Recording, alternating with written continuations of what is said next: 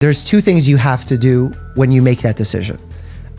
One is you have to make it based on your gut and fully trust your gut and go headstrong that you made that decision. Yeah. And two, make peace with the fact that it could be the wrong decision.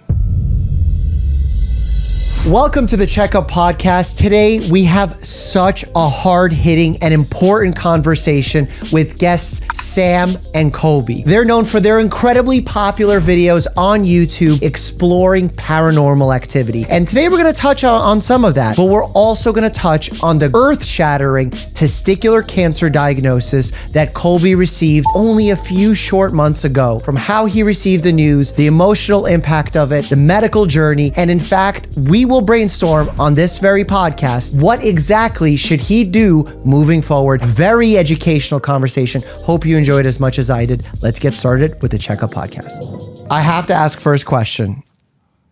Is this place haunted? We walked in here and I just felt something was off. Really? There's an energy. I think we have to start an investigation now. Really? Yeah, I think, you know what? Well, I think the investigation that has to happen is to why they lie about floors in this building. 100%. Because if there's 10 floors missing in a building, maybe that's an area where ghosts hang out. You know what? What You're is onto something here. I think so. What's on those mystery floors? We got to go figure it out. Little did we know, there are no mystery floors. They just lie about the floors. They're just liars. God. Savages. New For York those thing. listening, what we're actually talking about is that my building, they have 10 floors missing in one section, then another 10 floors missing. And I always thought they were reserved for something. But in reality, if you go in between those 10 floors, there's nothing there. It just skips 10 floors. So So New York is lying to you. New York is all about the branding. Makes No sense. ghosts, just lies. But speaking of ghosts, I'm an evidence-based physician, meaning that every time I make a recommendation, as you'll see when we start talking about all the medical stuff you guys have going on, I base it off of evidence that we studied. Right. What is the evidence that paranormal activity exists? Well, see, that's the thing is there's no concrete evidence. And that's why there's people that are like ghost hunters like us trying to figure it out. Stuff. We have like our own equipment that will go off with electromagnetic energy. And we use that and just honestly, like based on what we hear and see while we're at these places, there's no like concrete evidence that anybody has or else everybody would know about it. Fair. What's the best evidence you've seen that paranormal activity exists? Oh my gosh. We have literally experienced pretty much everything. Like we've even gotten pushed, touched. We've heard voices in our ears. We've seen doors slam Behind on us. each other. Yeah, no, we definitely Doors have slammed? evidence. Yeah. And this isn't like someone playing a joke or a prank. This is full on real. I'm in a haunted mansion in Texas, and I asked the question: slam a door if you're here, if you're behind me, and not literally. It's only not like your 10 producer. seconds. It's not the camera person. Promise, it's only us. We only it's only us two as like the crew. Yeah, So- we try to go in every single place completely alone so that there's no element of other people involved and no one else can say that, hey, that it could be a producer, that could be another cameraman or something. It was perfect timing too. It was like the door was wide open the entire time I was asking questions. I asked that one specifically.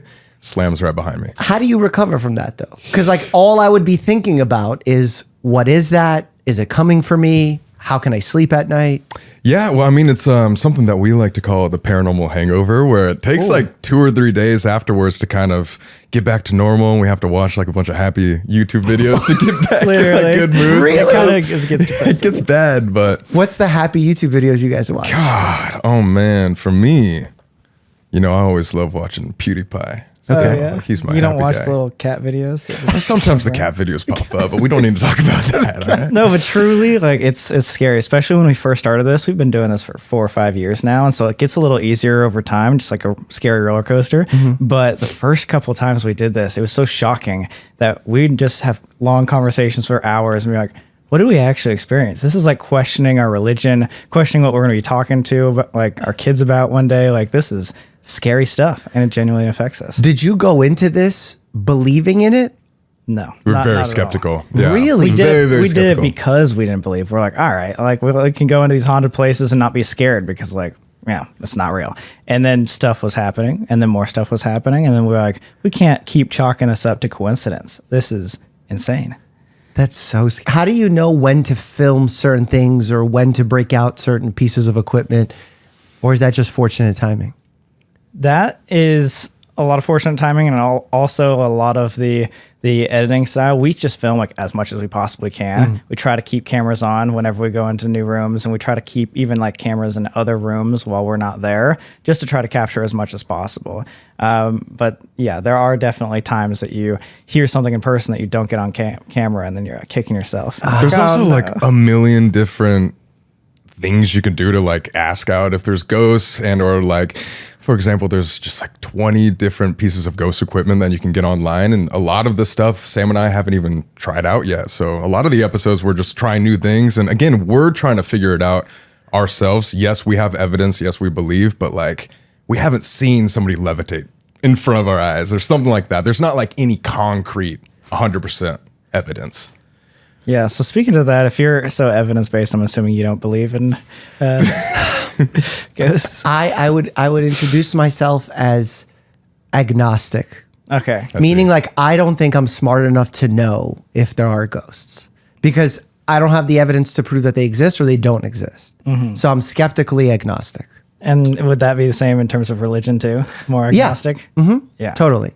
Because I try and live in the practical world as much as possible because it allows me to be my best self for my patients. And even when making YouTube content in order to figure out what's the best way to explain something to somebody or get them excited about their health.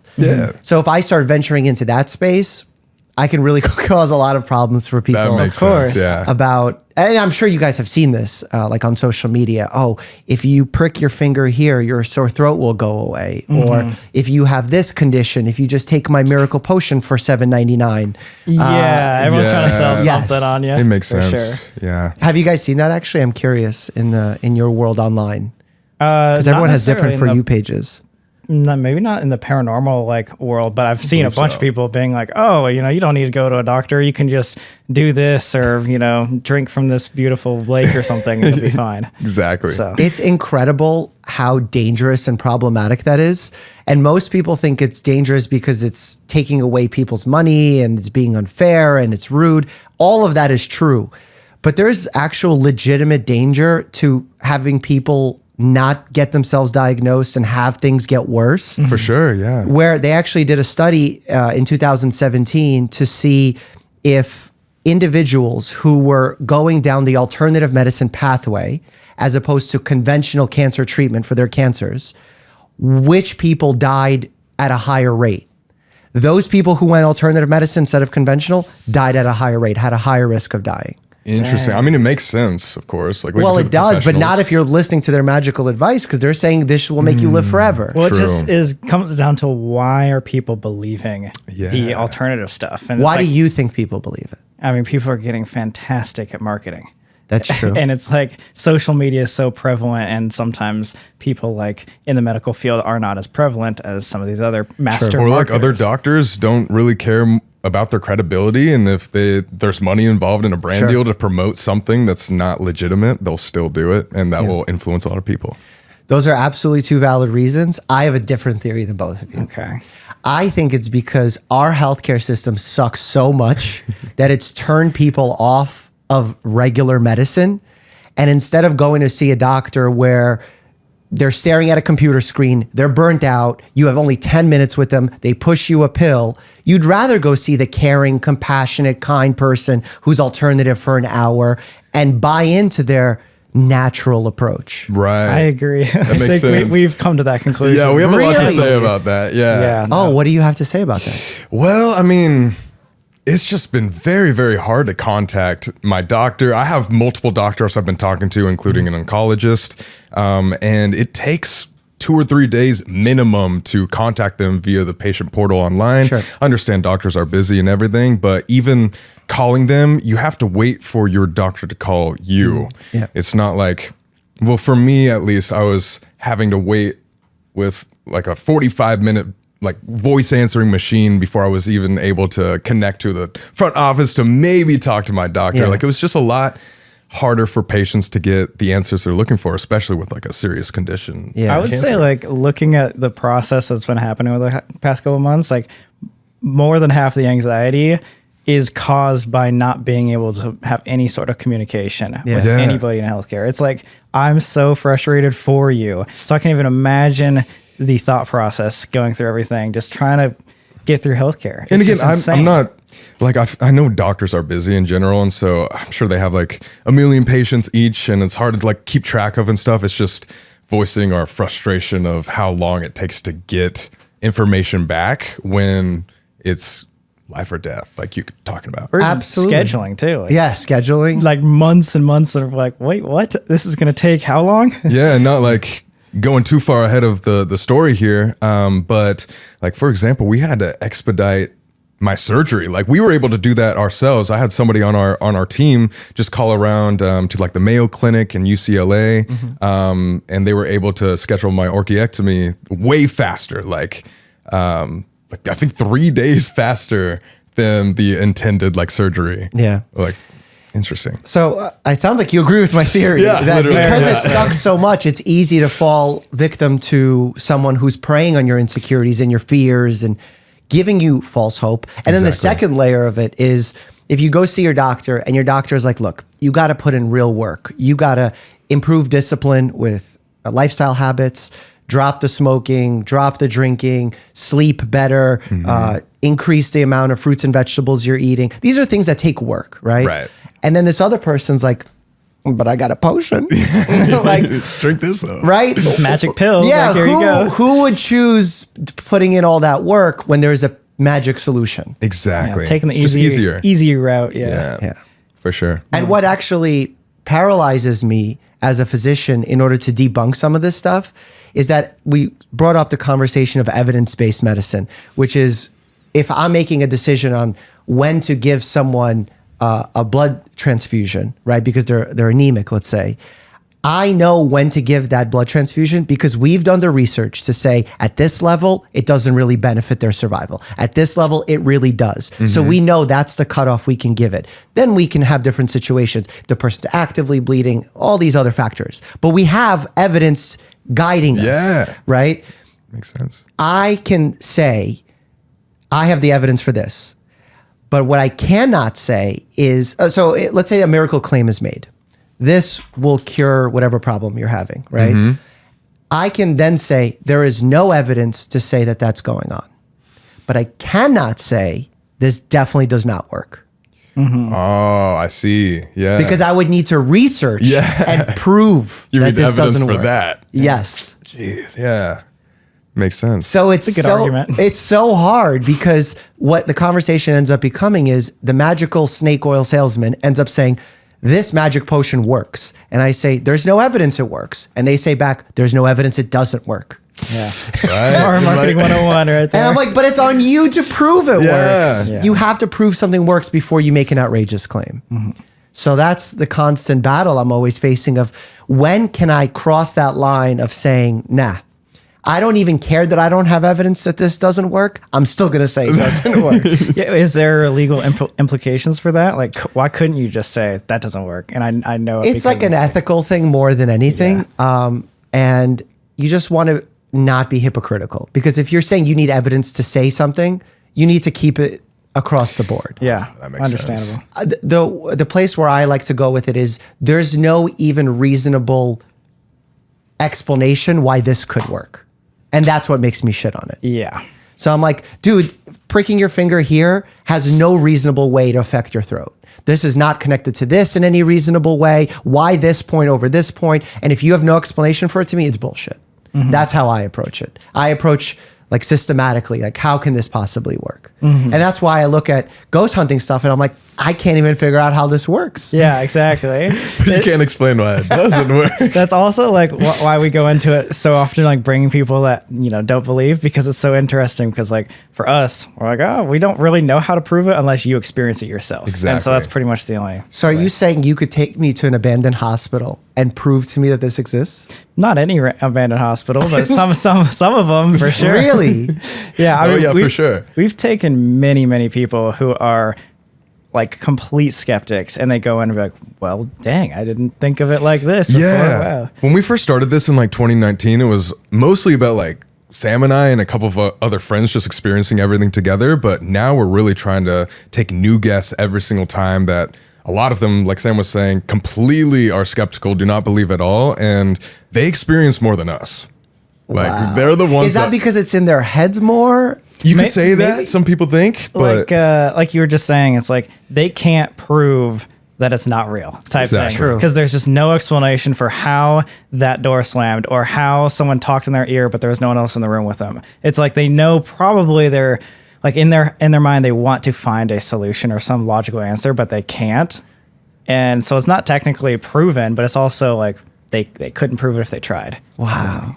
That's so scary. I wouldn't even know what to do in a situation like that. I think I would fully break down. I actually did the first time I Really? experienced a paranormal we thing. both cried on camera. I was like, due to absolutely, paranormal. yeah, it's bad. Pretty scary. Fear or unknown, what was driving that emotion? Your entire worldview breaks down, and then looking forward, you don't know what to expect anymore, because whatever you had thought previously is now altered. And so the way I just looked at life post paranormal experience was like, wait, this could be completely different than whatever I thought before. Especially somebody who's like agnostic, believing or seeing something that like changes your belief system, even like your religion. Yeah, It's like crazy. at the point of this, like we said, we weren't really believers. I was pretty much not religious at all. I was like at this point where it's like, okay, I just, I can't find a realistic explanation why this is real. And then so after this first paranormal experience, I was like, wait. Maybe it could. And like, should I become religious again? Like, oh my God, like everything changed, So how does it change your day-to-day life now that you are aware that this could be a possibility and a reality? I don't know if it changes it too much, but I mean, it depends on from person to person. Like we were saying, there's like a paranormal hangover that usually lasts for like 2 or 3 days. Like, especially if we go to a super intense location, like the Conjuring house, for example, that will be like a week paranormal hangover where we just have to, get back to acting normal and stuff, live a normal life. But what about spirituality wise or religious wise? I think it gives us hope. Okay. Yeah. Like that's the main reason why we do this, and we always like tell like all of like our supporters this. Like the reason why we're trying to prove it is because it gave us hope, and it gave me hope in of, what like, way? Of like something more. It's like if you think that at the end of your life you're just gonna get buried and thrown on the ground and it's over with, that's like kind of a sad thought. But if there's that mind that maybe there possibly is something else out there, or there's different types of energies, or humans are not the only thing in this entire universe, it's kind of like inspiring. yeah, and no matter what you believe in too, like you can put that concept to any sort of religion and Sure. it just helps. It just helps to know there's something more. I think that there is power in understanding that we're smaller than everything else around us. It kind of takes some of the weight off your shoulders. When we look at the universe and we see how our understanding of the universe has changed over the last 100, 200 years, every time we make a scientific discovery, it sounds fake when we initially make the scientific discovery. Like if someone holds up and they're like, I have the cure for the bacteria that is within us. Someone's like, what are you talking about? This is bullshit. And then it turns out to be revolutionary. Exactly. Or the vaccine comes out and it's revolutionary. And then on the other hand, we could see how badly it could be weaponized with the people giving false hope. Exactly. So the 100%. only way I can figure out what's the fair way of doing it is what's the intention and what's the evidence behind it. Right. That's how I think about it as a doctor. But I would love if you guys take me to actually I wouldn't love, but I think He's like, I people don't would know love about it. People would love. I'd hate it. Well, come with us if you Well, want. because it's scary. I get legitimately scared of the dark. I'm one of those fear of the unknown type people. Heights scare me. I'm very sensitive. I fight people for a living. I was gonna say, come on, man. But you can't punch a ghost. You could try. You could try. Might That would be a be fun a fact, really funny video. Because it's like when you're in a ring against somebody, you see the threat. Right. You can assess the threat. You can make peace with the threat. But when the threat is all around you, it's whispering in your ear, it's closing doors. It's like, what else is it doing to me? Exactly. You have Yeah, no you don't idea. know how powerful or what it could do to you, or where it's at, or even how it could affect you. Exactly. What's the wildest story you've heard from someone else that you've met along this journey that they've experienced some kind of paranormal stuff? With us specifically? No, with like on their own that they've shared a story with you. Oh my gosh. wow. There's so many. I'm sure, but like which one is, this is really powerful. That first came to mind is our friend Selena Spooky Boo. Yeah. She has like some crazy psychic ability where she can dream, and even if she like spends time just collecting her thoughts and kind of goes into a trance, she can like almost envision things happening around her that are somehow constantly true. Like it's like we didn't believe it at first. We were like, whoa, this is like crazy. X-Men thing. But she was able to predict everything that happened in one of our videos. Yeah. Like she called us and she was just like, Sam Colby, you gotta like be careful. This is gonna happen. This is gonna happen. You're gonna be running through a forest, like going in between these specific trees that how would she know in a forest what they look like? Everything she said was very true. She's on the opposite side of a country. Yeah. So like, and she had never been to this place before. So it's And insane. she knew? She knew. Now that's maybe not like paranormal. Well, I mean, that's not medically explainable. Yeah, exactly. There's been people like who has told us, maybe in this asylum we went to, one guy we do a couple of videos with, he said he like completely like passed out, like that's what he thought, and he woke up, but in reality he had been awake for like 4 or 5 hours, like having these like weird out of body Like dissociation. yeah, kind of, but yeah, he didn't remember any of it. But all of his friends were saying you were acting like a different person that you had never like acted like forever, and like asking for things that you would never ask for, and be like a different blackout. person. Like he was blackout drunk. Yeah, But then, sober. Yeah, sober. completely sober, and he's never had that since. And that was just like a one-time occurrence in his entire life. And he can't recall anything that happened. It's like all of his friends saying this happened. So he thinks like, you know, as much as we wouldn't believe in like possession, he believes like that. Like he was just a different person for a couple hours. All right, I'm reconsidering wanting to go. Can you imagine if you guys take me somewhere, I get possessed, and then I become a worse doctor for my patient? That's a legitimate fear I would have. Right? I don't know. Just become a different person. Oh, but maybe I go and I become a better fighter. There you go. So there could be an upside. You channel that boxing. You know? You know what's crazy is after my whole situation happened, there were people saying, and I'm not saying we believe this at all, but just kind of interesting, people were blaming our videos on my cancer. What in what sense? Like I can't even. Like, for example, okay, so there's this haunted doll in Key West, Florida. His name is Robert the Doll. And he specifically, if you disrespect him or stare him in the eyes or take pictures, which we did, all of those, he gives you cancer. That's like the story of it. God. And I was diagnosed with testicular cancer not only like 2 months later. Because of Robert. That's what people say. I'm not going to say that. I don't want to put that narrative out there. Who owns Robert? Museum. The museum now. Can we sue? Yeah. We should. It's their fault. Get that money. It's interesting though. No. I mean, okay, so medically, I don't know what to say. No, there's probably no explanation at all for that. I'm just saying. It's just interesting. What I am curious about is how did hearing that make you feel? I mean, I obviously didn't believe it, of course. I don't know. I like just kind of shrugged it off and was just like, there's no way. And just moved on with my day, really. Well, I don't know. Like, I would kind of feel probably mad if I'm putting myself in your shoes, because I'm like, dude, this is an unfortunate thing that's happened to me, and you're blaming my work on it. Right. I don't know. Maybe I'm putting... And I mean, there was a lot of people in the comments that were defending me for that. I just was saying like, hey, you can create whatever narrative in your head that you want to think makes sense. Sure. Like, okay, I'm going to say it's just because I got unlucky. And testicular cancer is very common for young men anyways, like between, I think like 20 to 35. Yeah. So I was just like, it was just, you know, an unlucky thing that happened. Yeah. Is most cancer just completely like random, or are there a series of events? This is so bad because I thought you were about to ask me, are most cancers caused by Robert the Doll? I mean, yeah. Like, could you tell us that? No. Are they completely random? There's a mix between spontaneous mutations that can cause random mutations in DNA that give rise to cancer. And then there's some that are passed along genetically that you can have a higher risk of developing cancer. So there's both.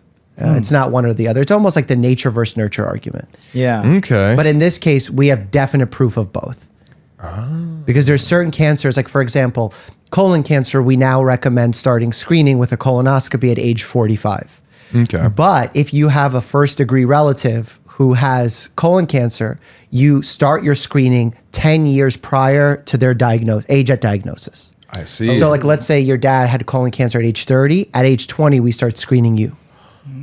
I see. Because that raises your risk substantially. But that's not for every cancer, because some cancers are sporadic and have no family connection at all. Testicular cancer. Is that going to be something my kids should worry about? To be honest, I don't know. We could probably look that up. Okay.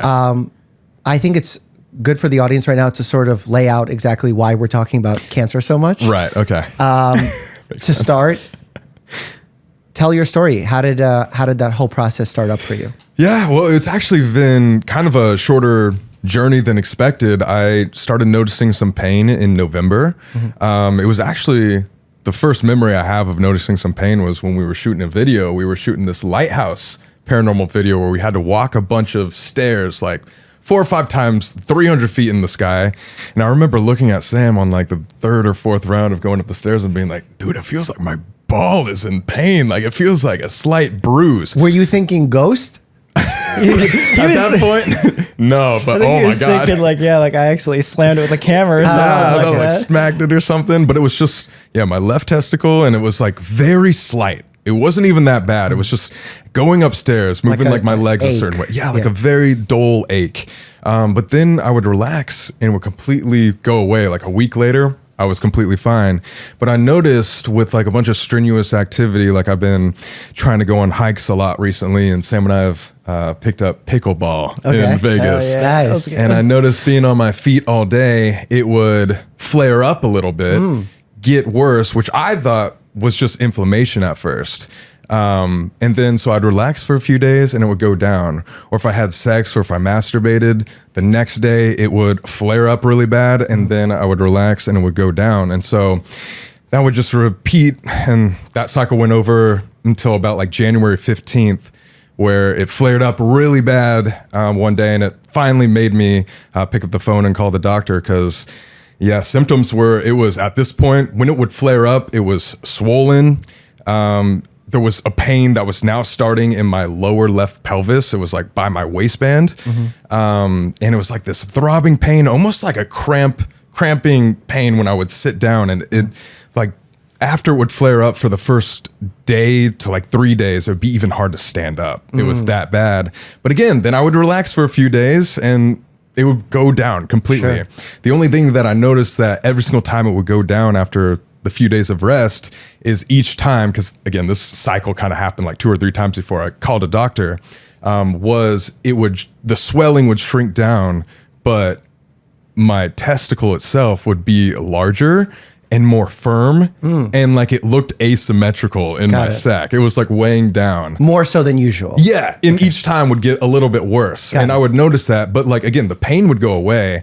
It just, at that point I was like feeling down there and trying to figure out what was going on. It was definitely firm. In November, it was very slight. And so that was like the early, in my opinion, stage of it or whatever. But December and January, there was everything like affecting it. Like you could tell. And there was some swelling. And I thought I had something called acute epididymitis. Yes. But so it was January 25th, I believe. I went to the doctor just for a general checkup. I hadn't been to a doctor in like 8 years, my bad. Okay. But oops. But I went. And that also doesn't mean you would have caught it earlier. Right. Because like, for example, if you're not having an issue with that area, I might not do a testicular exam. It depends on what you're coming in for. You know what I'm saying? Exactly. And there was like a stigma where like, at first I was like embarrassed because it was like down there, and I was like, maybe I should like wait for a little bit. And that's probably why I waited for like a good month and a half before actually going in, before it got super bad. But did you feel comfortable sharing all that with Sam? I actually don't think I told Sam until after my doctor's appointment. Oh, wow. Right? Yeah. I think he told me The pain, maybe. The pain. End of like December, when it was like your second time of like actually having it bad, you were like, there's something weird. Like, I don't know, maybe I should chill out or something. I was just playing it down. I was just like, I think I just like hit it. Like, it just feels weird, but that's it. But low key, I knew like after all day, it'd be like very swollen, but I didn't go into detail with Sam about that. So anyways, again, like I told the doctor there was something wrong going on down there, and he did an exam and told me like something was wrong, obviously, and said like, I think you have acute epididymitis. You should go see a radiologist in the next month. And so I decided to be proactive about it and go see one the next morning. And I'm so lucky I did. Wait, he wanted you to see a radiologist? Yes. Why a radiologist? So they do ultrasounds. They do all the CT scans, MRIs. I see what you mean. Okay, so he wanted to order imaging. Yeah. Got it. And he gave me shots for like STDs to be safe. Like I got like that gonorrhea shot in like my ass. Well, no. It was interesting. It's random and a little bit. Sorry, tell your story, and then I'll tell you my medical feedback on it. Go ahead. Okay. Yeah. They were doing it, I guess, just for caution. But anyway, Sure. So I went to the radiologist. They did an ultrasound on my sac, which was great.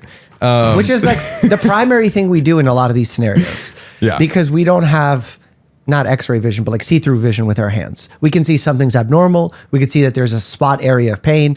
But in order to visualize exactly what we're looking at, the ultrasound helps guide that. Right. And I'm lucky that he told me to go to a radiologist, but I'm even luckier that I decided to go the next morning because... Why did he schedule it a month? I'm just curious. Well, he'd never even scheduled it. He was just like, you should just go within this next month. You can go to this radiology place down the street. And it was my decision to... I didn't even drive home. I drove straight to the radiologist, to the front desk so I could talk to a human and not go on phone calls and stuff. And... I just got so lucky, and they were just like, we actually just had a free spot the next morning at 8 a.m. So it was right in the morning the next day, and did the whole ultrasound and everything. And Sam and I were in a meeting, and I got a call from an unknown number, and so I just like hung up. I didn't think anything about it, but ghost. Yeah, I was like, yeah, that's probably just a ghost calling me, whatever. But I was like looking at my voicemail, and I noticed like you can see like the transcript pop up. And I saw like, hello, it's like your doctor. Like, I need you to call me back ASAP. It's very serious. And I was like, yeah, that doesn't give me any anxiety, the worst of course. message you could possibly get from a doctor. And so I was trying to keep my cool during this meeting, just like only thinking about that. And then as soon as the meeting was over, I went downstairs and I called my doctor, and he said that the radiologist said that I had a mass in my ball that was 95% likely to be cancer. Mm-hmm. And that was like when my first, like obviously my heart dropped at that moment. And he told me immediately on the phone call, he was just like, don't worry, like it's very curable. Usually you just have to get a surgery and that's that, but I need you to come to the office right away. And so I remember just going straight to my bathroom, looking at myself in the mirror and being like, all right, like it is what it is. Don't freak out. Like you got this. And just kind of talking to myself, giving myself a pep talk. And I didn't even tell Sam. I just started driving, and then I called Sam, I remember, and let you know what was going on as I was driving to the doctor's office. But yeah, at the doctor's, they obviously reassured me again. They were just like, it does look like it's cancer, but it seems like we caught it early, so we just need you to get the surgery as soon as possible, and then you should be fine. So they said the next steps are go right now to get some blood work done where they test something called your tumor markers, your AFP, HCG. And if those are high, elevated, then it means there's a tumor present. And so got the blood work done and met up with Sam, actually. He drove out. We went to like a Walgreens or something to get the blood work. So he drove out all the way to Walgreens, like gave each other hugs and talked about it. That was the first time I saw him or saw anybody besides my doctor since hearing about it. And which was really, really scary because I don't know what all they do at their blood work center, but they were telling you some scary things like, oh, wait, you have cancer? Are you prepared to not have kids? Like this could be like life or death. And it was just scaring Colby for no reason. Well, you know what's interesting, and I was wanting to ask you about this as well, is they asked me, they were just like, no offense, like we're not saying you look like this at all or whatever, like, or trying to make any assumptions. They were just like, were you a female at one point of your life? And I was like, no, what? Like almost taken aback, like what the hell are they talking about? And they said, we needed to test for your HCG, which is found in pregnant women. And so they didn't even understand. What you mean. Okay. They didn't get that like it was also like a tumor cancer thing. Yeah. So let me just jump in there because we need to give a little feedback from what happens in those situations that I think potentially destroys everyone's experience with the healthcare system. And it's when people that are within the healthcare system that are not experts in the field start giving you opinions and thoughts as to what's going on. And it's sometimes being helpful because they're thinking outside the box. And sometimes it's fully inaccurate, fully fear mongering based. And I have no idea how to approach it as a doctor because I don't want someone telling you things about beta HCG that they don't even know why I'm ordering the test. And they're like dissuading you almost from doing it or scaring you and telling you that this is going to affect your life in a certain way when they have no idea what the statistics are or what kind of cancer you have, all these things. So I actually struggle with this a lot. And I see that happen where I make a diagnosis to a patient. I ask them if they have any questions. They say no. Let's say this is in an ER setting. I walk out. Then someone walks in who's helping transport them, etc. Then they ask that person because they came up with a question.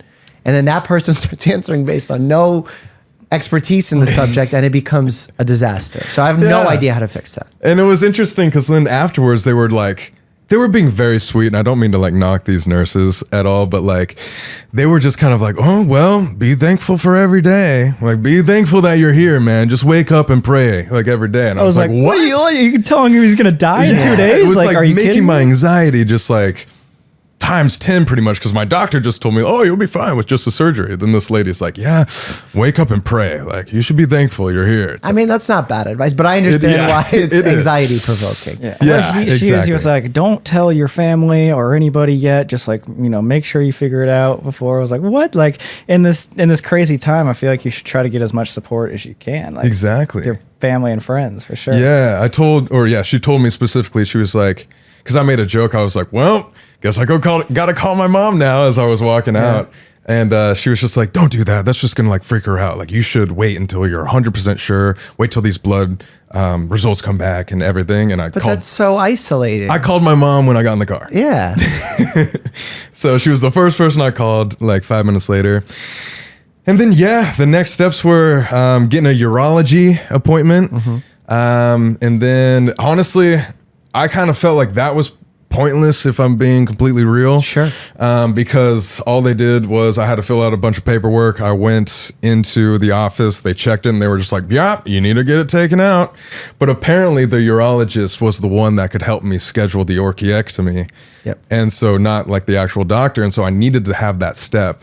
But what was interesting is the urologist that I saw in Vegas had scheduled me out for an orchiectomy, like I think I was saying like 2 weeks later. Maybe like 3 weeks. It was like end of February, and you found out in like the beginning of February. Yeah, that was crazy. 2 to 3 weeks later, and like I was saying, one of my team members, I was telling him about the situation. Of course, he just called around to like the Mayo Clinic and UCLA, and got me like one of the best referrals ever with like one of the most reputable testicular, specifically cancer doctors or like urologists out there. And once I got a virtual appointment with him, he was able to get me in like 4 days later. It was super quick.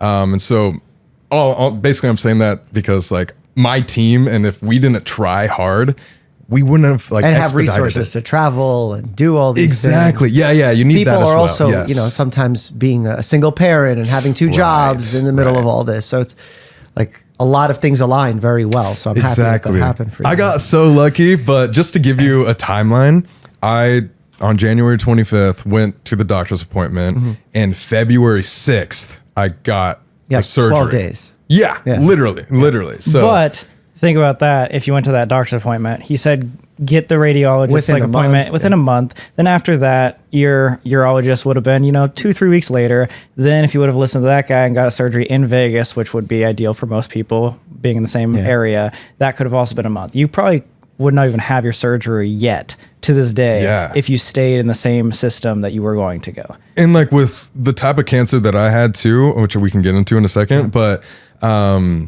like it was rapid. There was a part of it that was like rapidly growing, and who knows if it could have developed into a stage 2 sort of a cancer if I did wait till now to just get my surgery. It's just scary stuff. Very. But I can go into the surgery if you want, or I could keep going with this path. Let's take a pause so then I can sort of translate of how ideally this should go and why certain paths were chosen versus others, because I think it's an important learning situation. Yeah. So ideally, the this is in a world where we know that someone already has testicular cancer. So we're kind of being Monday morning quarterback, but I'm explaining how it should go. A patient would come in with testicular pain. Let's say they come into my office, young person.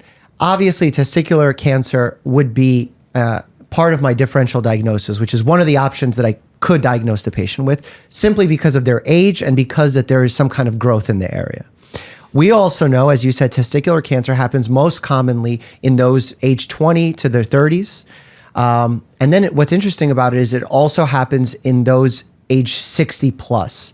So it kind of has two spikes in life. The highest spike is early in life, and the second spike is later in life. It usually doesn't happen midlife for people. We don't even really know why. And the types of testicular cancers change with the age. Like usually the ones later in life tend to be less invasive, less problematic. The ones that happen earlier in life are the ones that have some potential for growth. So a patient comes in with testicular pain. Right away, I have to rule out, is this a traumatic situation? Is this an infectious situation? Or is this a cancer situation? Your doctor seemed to diagnose you with all pretty much of the above at the same time. There's ways where we can start making diagnoses or narrowing down our list of diagnoses so that we don't have to give you all the treatments like antibiotics for potential STIs, when I could test them in the office and get you a result in 24 hours, where I don't have to then expose you to antibiotics unnecessarily. So that's like one step that could have been skipped. If you're having pain that is acute right now, for example, like let's say you came into my office right now, it hurts really bad, and I press on the area and it hurts, I'm sending you for an ultrasound in that moment. Wow. Not for the fear of cancer, but for the fear of a condition known as testicular torsion, where the testicle can actually malrotate and cut off circulation to it, which is a surgical emergency because the testicle is actively dying. And that kind of can happen on its own for like without a real true explanation. So I'm sending, like if you came in, you're like, my testicle hurts and it hurts right now, you're getting an ultrasound that day, not in a month. That's insane, yeah. Just for that reason. And we would have then seen a mass and then gotten the information earlier. So that's something that would have changed in the process. And then once we would have gotten the report of this ultrasound, we would have seen that there's some kind of unknown mass. You would then come back to my office. I would explain to you the thing that we just said, that testicular cancer happens at your age group, 95% survival rate, 5 years. So it's a very treatable cancer with surgery. There are some instances where we do chemotherapy or radiation therapy, depending on the type of cancer it is. And testicular cancer really falls into two categories, and then they can be subdivided even further. But one is a germ cell tumor, which is the type of cells that make your sperm. And then the stromal type tumor, which is the hormonal supportive tissue of the testicle, that can have a tumor. Then the germ cell tumor can be further divided into seminoma and non-seminoma. And then to make it even more confusing, there's mixed types and all these other things. And those are all minutia that we can talk about once we get your diagnosis, because you actually sent me your records to talk about more accurately here on the show. So each one has different survival rates, different treatments, and that's all a conversation that needs to happen with your oncologist. So far, the biggest thing that happened was very messy in the beginning stages of the diagnosis. A lot of anxiety, a lot of worry.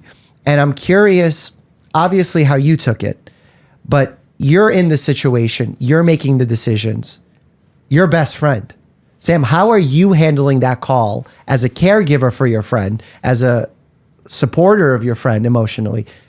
What's your thoughts on this process? Are you Googling right away? What's the first thing you do? Yeah, I mean, I saw him say, like, you know, back at this meeting when he first got his call, he's like, I got to go take this. And I knew it was from his doctor. I was like, my heart dropped with him as he was going, but I was like, okay, I'm not on this call. And then like, as soon as he's like, I'm going to run out in the car, like call me ASAP. Just called him. And then obviously as soon as he say, hey, I have this thing that's like 95% cancerous, obviously both of our hearts were dropping at that moment. And like, obviously every single thought imaginable was happening at that moment. It's just kind of like, what's going to happen? But at that moment I was like, okay, like two things. I can either freak out or I can be as like straight up as possible and try to make this as calm as possible, because I know in his mind he's probably freaking out.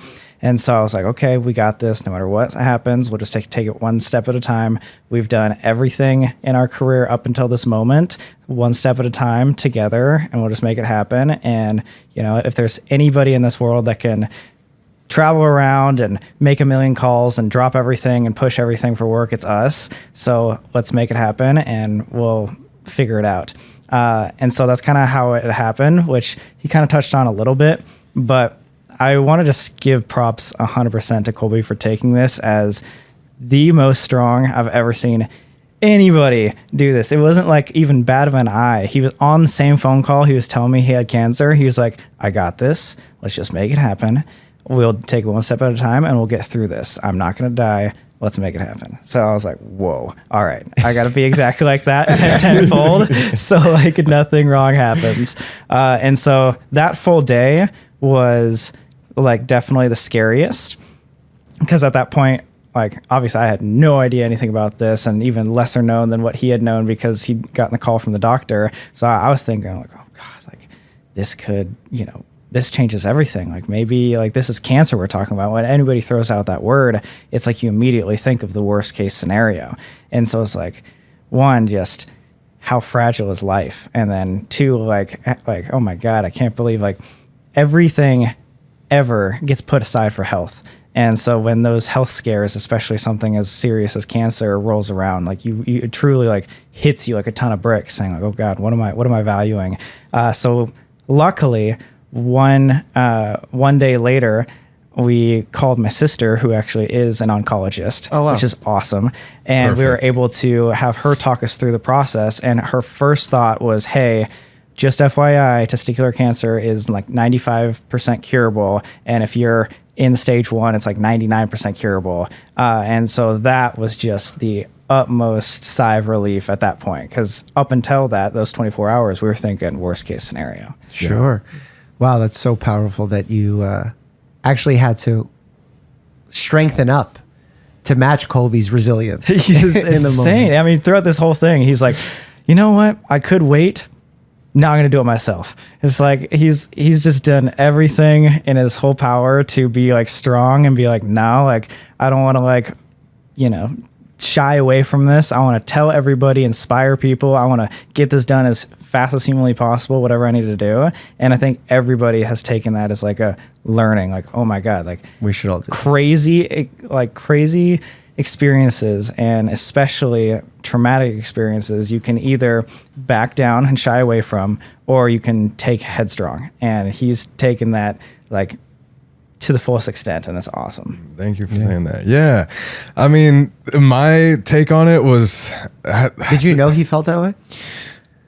You've told me before, but not to that extent, so thank you for saying that. Of course. But yeah, I mean, I was just for myself making jokes about it and trying to stay positive, and I think the main thing in my head is I just said it is what it is. Like, it already happened. Why would I be upset about something that is literally inside of me as we speak? Like, it doesn't do anything to sit down and cry about it or worry about it. It just makes things worse, if anything. So I was just kind of, on game mode where I just was like, what can I do? And we're just so fortunate to be in the position that we are, that we can travel and have a team that can help call and stuff like that, that it was more like, all right, game plan. This happened. I'm going to survive. That was my biggest fears, were death and infertility.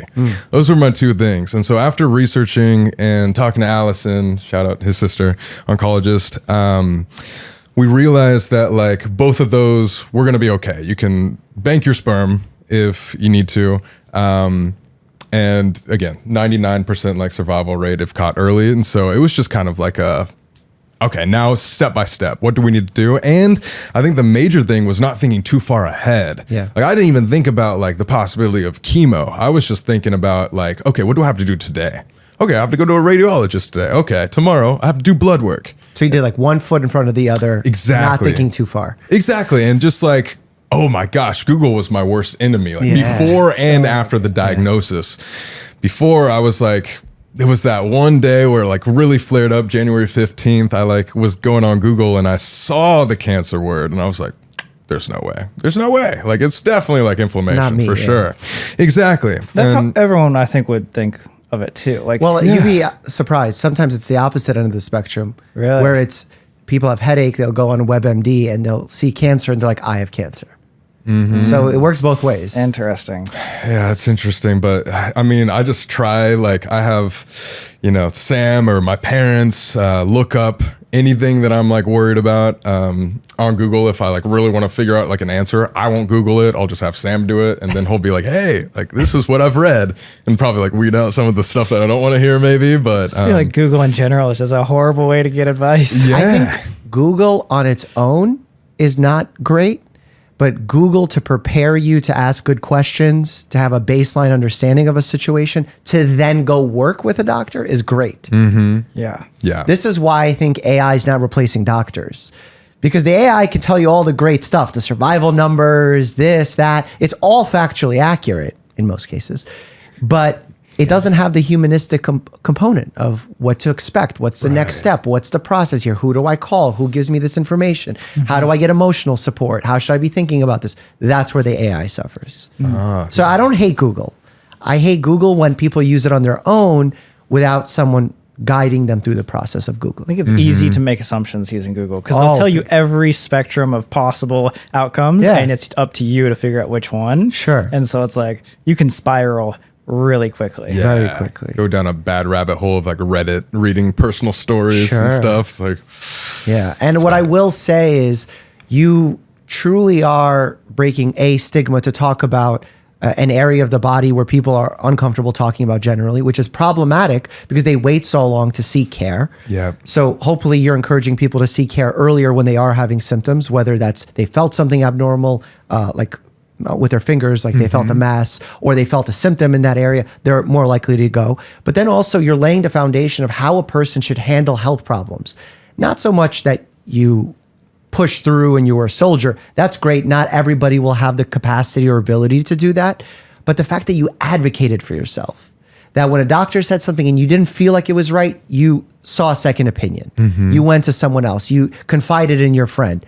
That kind of advocacy is probably the biggest factor on good health outcomes. And it doesn't always have to come from you, even though in your situation it did, and that's awesome. Sometimes it's having another person in the room who can advocate on your behalf when you're so distraught with a new diagnosis. That's why I encourage everyone when they're going for a serious medical visit to bring a trusted partner with them, so that if you're having the cancer word completely dissociate your mind and you're not thinking clearly, your friend can say, doctor, what you're saying is not making sense. He can be the objective voice in the room. And maybe not even Sam, because Sam might not be as objective because he's also emotional in this situation. But having a friend or someone who it can be more objective than you, that's going to go really far for people. So I appreciate you doing that for people. I think, yeah. I think Of course. that's the moral of the story right there. Is like you were like, all right, I'm not going to take no for an answer. Like I'm going to do as much as I possibly can in my willpower to make this as quick and as healthy as possible. Yeah, and if guys out there like think it's embarrassing, especially young guys, since it is like a young man cancer, it's really nothing to be embarrassed about. Like I've told so many people about this, and especially like doctors, and not one instance has somebody like made fun of me for it. yeah, no. Like, so like there's nothing really to be afraid of. And again, this is your health out like we're talking about here. Yeah. It's the most important thing is to go get treated, go get help as soon as possible if you think something's wrong. Because if you go and it wasn't a cancer or a big problem, the worst case scenario is that you went. Yeah, exactly. But if you didn't go and it does become a really big problem, that's a way bigger problem. So that's like the Right. risks you should weigh. Yeah. Like maybe a little embarrassing because you didn't want to lower your shorts or whatever it is, but small trade-off for the win that you get. Exactly. So I hope they do that. Something also I wanted to tell the audience, because they might be wondering why the next step was right away to get the testicle surgically removed as Yeah. opposed to doing a biopsy, is because what we actually found, and this is a mistake that I didn't even know early on in my training, that when you get a diagnosis of testicular cancer, the actual biopsy is made when you remove the entire testicle. Right. Because if you have the tumor markers, you have the findings on the ultrasound, that's enough to warrant the removal. And a biopsy, putting a needle in the area, can actually spread facilitate spread of the cancer. That's why, because if you have a cancer elsewhere, we usually do a biopsy before surgically removing it to understand what it is. But the testicle is a unique area where you don't do that. You just remove the testicle. If you have the tumor markers plus the ultrasound findings, you can go ahead and remove it at that point and then find out what type of cancer it is, which is what happened in your case. Exactly. And what a lot of people don't know too is there were so many of my friends, rightfully so, not making fun of them at all, but like they were thinking that they literally like cut open the sac and take out the ball like that. It's like not that graphic, not that scary sounding. It's like an incision right in the waistband.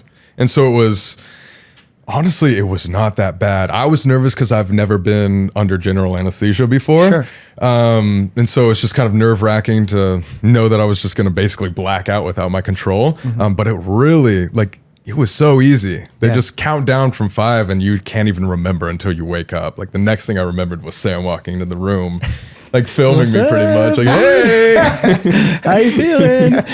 Exactly. But yeah, to your point, like they needed to take it out in order to take it to a lab to get the pathology report.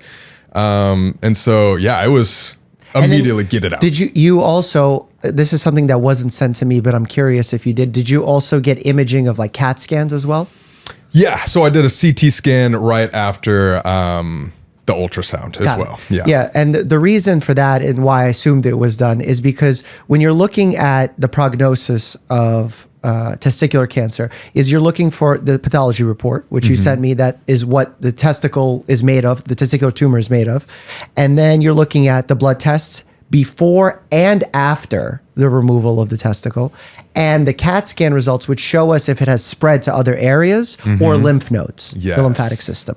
So correct me if I'm wrong, my understanding of what has happened so far is the testicle was removed. It was found to be a germ cell type tumor, a mixed germ cell type tumor. Yes. And it was fully removed. There was no residual amount left. There was no lymphatic spread. There was no spread to anywhere else in your body. Correct. And your blood levels of the tumor markers disappeared after the surgery. Yeah, so that was a scary moment because so your HCG, your beta HCG, mine pretty much went back to normal the next week. But your AFP is known to halve each time that you go. And so it took about 6 weeks, 5 weeks-ish for it to really get into normal ranges. And so it was something that I've been calling scanxiety, where like you just go. That's a good word, scanxiety. Yeah, where it's just like you forget about it for a few days and then you go and you get your scans or you get your blood work and then you have that scanxiety for like 24 hours. You get it and then it's like, oh yeah, it's like lowered. Hell yeah.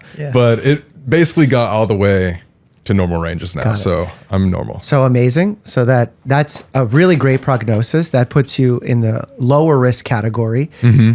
But then your doctor has also brought up the possibility of doing one of two approaches.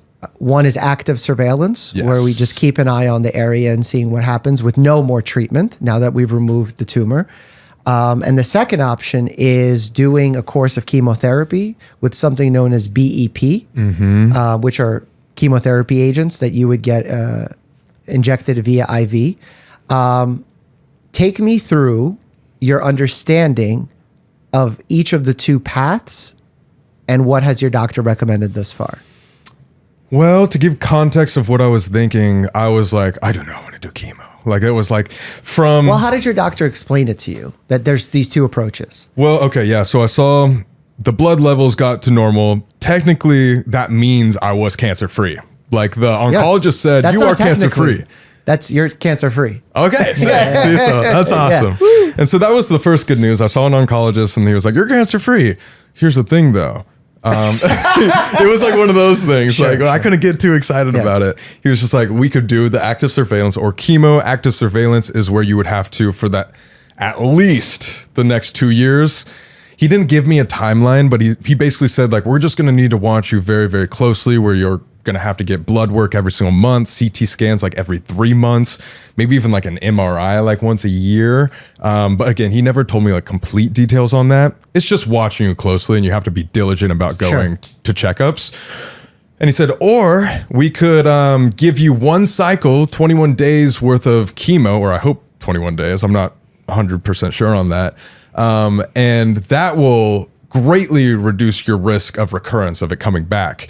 No, so what I had was like the garden variety tumor is I had something called like a 40% embryonal carcinoma. Correct. And that's like a extremely fast spreading cancer. Correct. And so that specifically made my situation a little bit worse to where basically the oncologist said I had a 35% chance of recurrence. Okay. And he told me that 5 minutes after he told me I was cancer free. Yeah. And so like I never really got to celebrate in my head. Like, of course, came home and Sam had like a cookie cake for me and we like cheered and like celebrated. Yeah, and all that. But it like deep down in the back of my head, I was just still thinking about that recurrence number. Like that's a third of a % chance, or like that is going to come back possibly. And so would you have rather not known?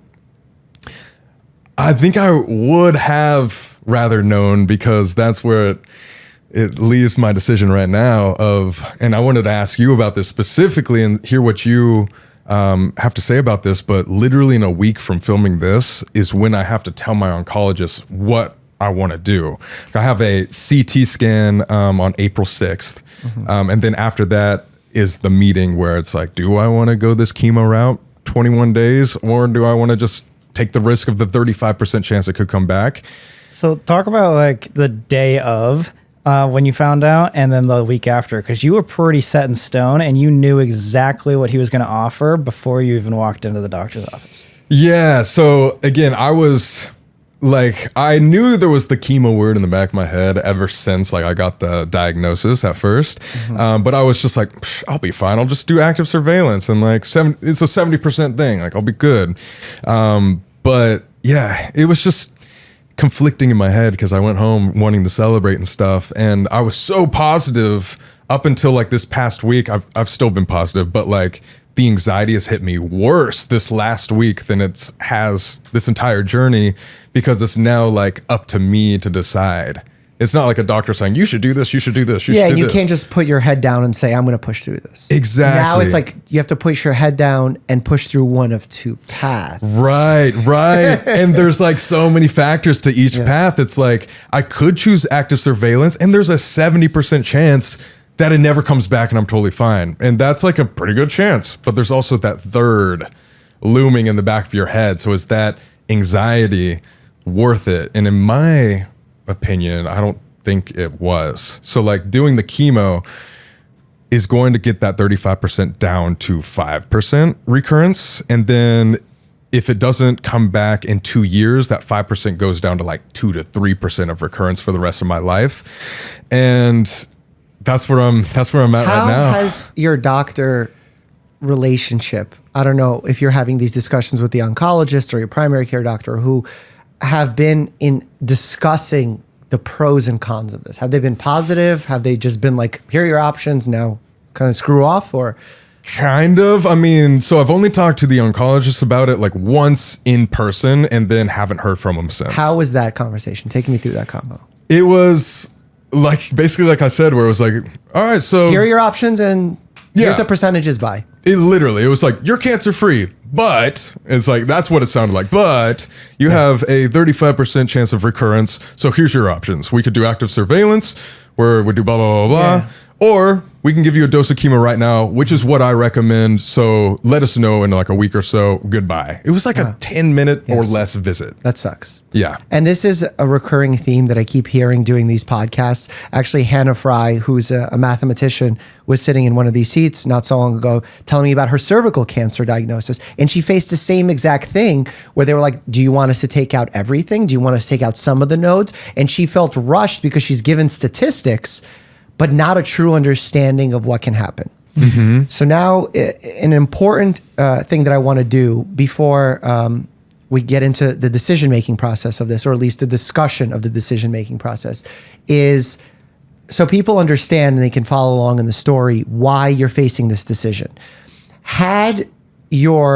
So because we keep saying you were low risk, right? Because the type of cancer that you had, the fact that there was no lymph node spread, the fact that the blood tests all resulted normal makes you low risk. Mm-hmm. But there was one component that was the majority component of the tumor, that puts you in a slightly higher low risk still category. So like elevated low risk. And because of that, the active surveillance and the dose of chemotherapy kind of start evening out in terms of what we've seen from evidence, where the decision is not clear on what is the optimal route. Because had your tumor been made up of that same embryological carcinoma, you would just say active surveillance and you'd move on. You would say no need for the thing. But because of that, it puts you in a slightly higher risk. Now it's a little bit more balanced. That's why we're facing this decision. Now, medically, legally, all of that, just for your understanding, I'm not your doctor. I'm not going to tell you what to do, nor should your doctor ever tell you what to do. But in terms of just laying out informationally what happens in these scenarios, I think we're both comfortable having that discussion. I think it's valuable. For sure. Because so people can see what should happen during a visit. And if it doesn't happen with a specialist, because specialists are pressed for time, they're running in and out of rooms, a relationship with a primary care doctor should happen in this way, that the doctor can guide you for you to make the best decision by laying out what the pros and cons are of not just the statistics, but of the reality. What is life like? Not just statistics, but what is your life? How does your life change? And right now we're facing the decision of active surveillance as being the one route where you're going to be doing some kind of scans. And there's different strategies to active surveillance, which you can discuss with your doctor, obviously, where maybe you do more aggressive scanning early on and then it gets more sporadic as you get older because of this potential risk of recurrence. Or do you go down this one single dose of chemotherapy? When I say dose, I mean course of chemotherapy. What has your doctor told you about risks of going down? You know, the risk of going down active surveillance is that there could be a recurrence. What is your knowledge of the risks of the chemotherapy component? Well, they gave me like a 4-page packet about all the side effects of chemo. And so it was definitely hard to stomach, but it's like one of those things where, you can correct me if I'm wrong, but doctors have to tell you everything that could happen. Pretty much. Legally, they're handing you the paper and they can check a box and they say, I've educated the patient on the risks. And so there was, I can't even name all of them. There was like, I can't name them. There's too many of them. And the way that they explain them is, okay, 10% of people will have these side effects. 1% of people will have this list of side effects. And then really rare, even less than 1% people will have these side effects. And then it's like, and then some people will have long lasting side effects. So if you really look into that, that can be so anxiety provoking that it almost becomes the bigger problem. Exactly. And that's why this last week has been like the hardest for me, is because I did accidentally go down a Google rabbit hole. Not gonna lie. Of course. And luckily having his sister like to be able to call, and she's an oncologist herself and actually cares to talk to me for a while. Like roasted doctors. No, I'm just kidding. She basically told me that like with one cycle, which hopefully again, well, what did Google first tell you? Google told me all the worst things, like a long-term problem, like lung failure, like actually any organ failure, like diabetes. Obviously short-term side effects would be the hair loss, which everybody is aware of. Oh man, there's just so many. So a lot of side effects. Yeah, like blood, like red blood cell, like decreasing that, like infertility possibly, like testosterone levels tanking. So many, I could go on and on. And I don't even know, because I like stopped looking at half the side effects because I was like, I don't even know if I'm going to do chemo yet. So I was like, why am I processing all this? At that moment too, for that first like week after receiving that packet, going down the rabbit hole, you were like, oh God, this sounds awful. I'm just going to go do active surveillance no matter what. Yeah, that whole week I was thinking, this whole last week, I was thinking the active surveillance route, because in my head, I was like, well, here's the thing. If I do chemo now, there's going to be all these side effects and possibly infertility. But if it comes back and I do chemo later, it's going to be the same side effects. So I might as well just take that 70%, chance I will be completely fine and don't have to do anything in the future. And then if it comes up in the future, then I'll deal with it then. But the thing about that was, if it came back, and crucial thing I forgot to mention was, if it did come back, I'd have to do 3 to 4 cycles of BEP and possibly an RPLND surgery to get the lymph nodes removed, because that's where testicular cancer is shown to spread. Yeah. And so now it was like, okay, 4 months of chemo and surgery, or 21 days of chemo to ensure yourself for life, pretty much, like essentially. Okay.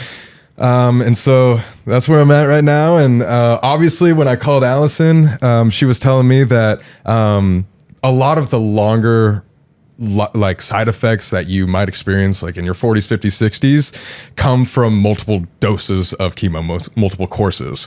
And so that kind of put into my head where she basically like talked it down to where she was like, if you do one cycle, yes, there is potential side effect risks, but it's way, way, way, way, way less than obviously doing 3 to 4. Courses, yeah. And so basically just talked me down into being like, this might be the right decision just to ensure that safety. And it's only 21 days.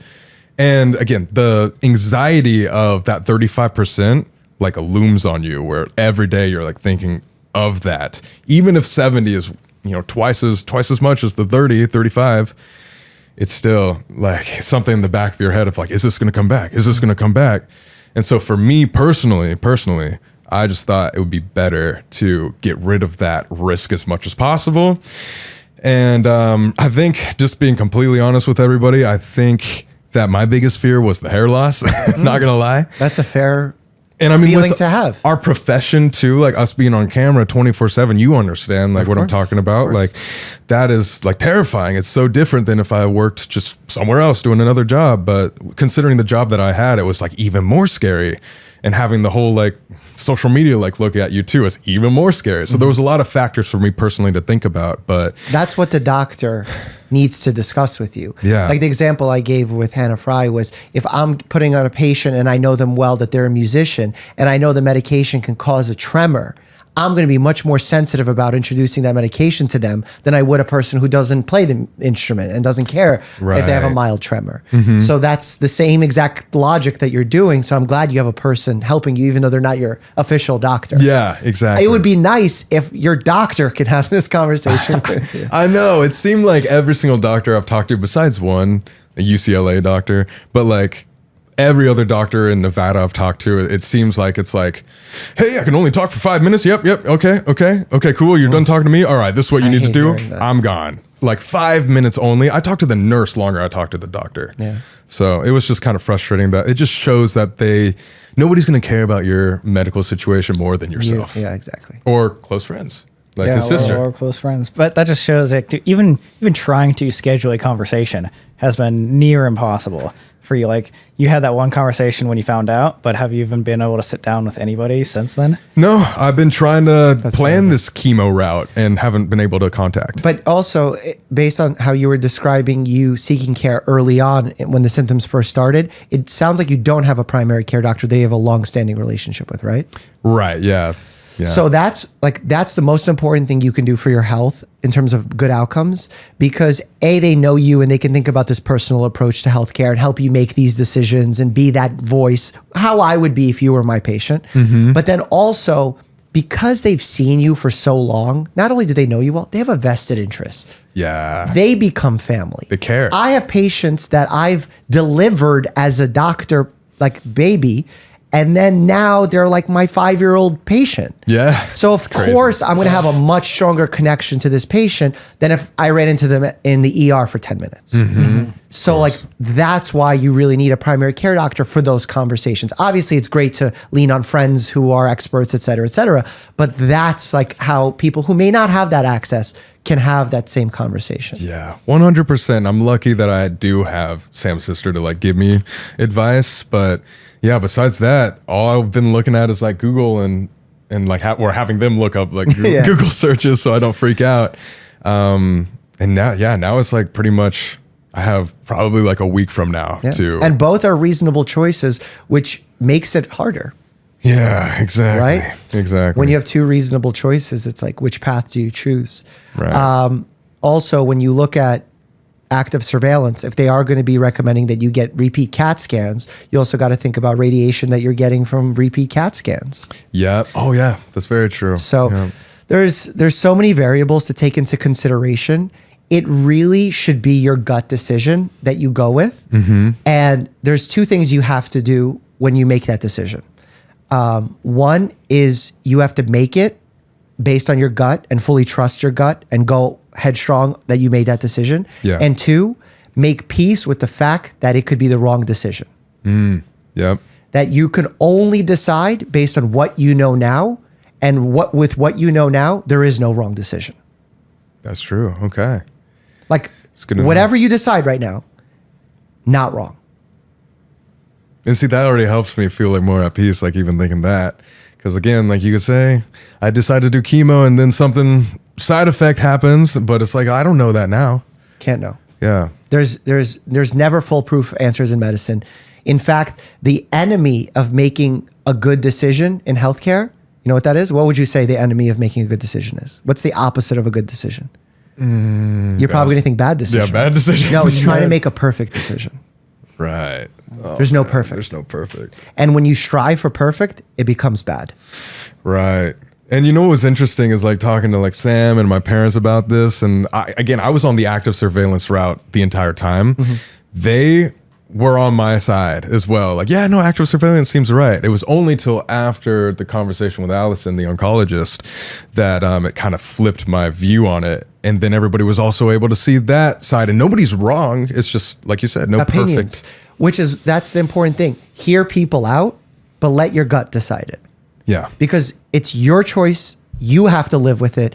And if you choose someone else's, it'll be so easy to blame them. Right. But right now in this scenario where you're deciding what you want and you know that no answer is wrong, there's no one to punish. It just happened. Just like you're not punishing anyone for the fact that you developed testicular cancer. Yeah. The same way that you'll handle those side effects if they do occur. If they do occur. Yeah. And right now, if anybody's wondering, like, I think I am on the chemo route. I think I will do that for sure. Just because if it is 21 days, I'm still not aware of the cycle of BEP. But if it's 3 months, I might not do it. That's where I'm at right now. But the 21 days, we are like very far ahead with filming and stuff. And I could afford doing that right now. And kind of like, if I did lose hair or had bad side effects, I could, hide away for a second. We'd still be fine with our business and stuff. So I think that is the right decision, because for me personally, that 35% is scary. That third of a chance in my head is what was keeping me up at night, like for the past week. And so if I can get that down to 5%, that's great. You were That's all that saying matters. Even this last week and a half was more anxiety than you've had even learning that you had cancer in general. Yes. Yeah. Because I have to decide myself. So that just means this scanxiety for the coming 2 years would be probably the worst of this entire process. Exactly. Yeah. I'd have to wait 2 years of just being like, it's going to come back every time, like every single month, getting like the tumor markers checked. Is it going to come back?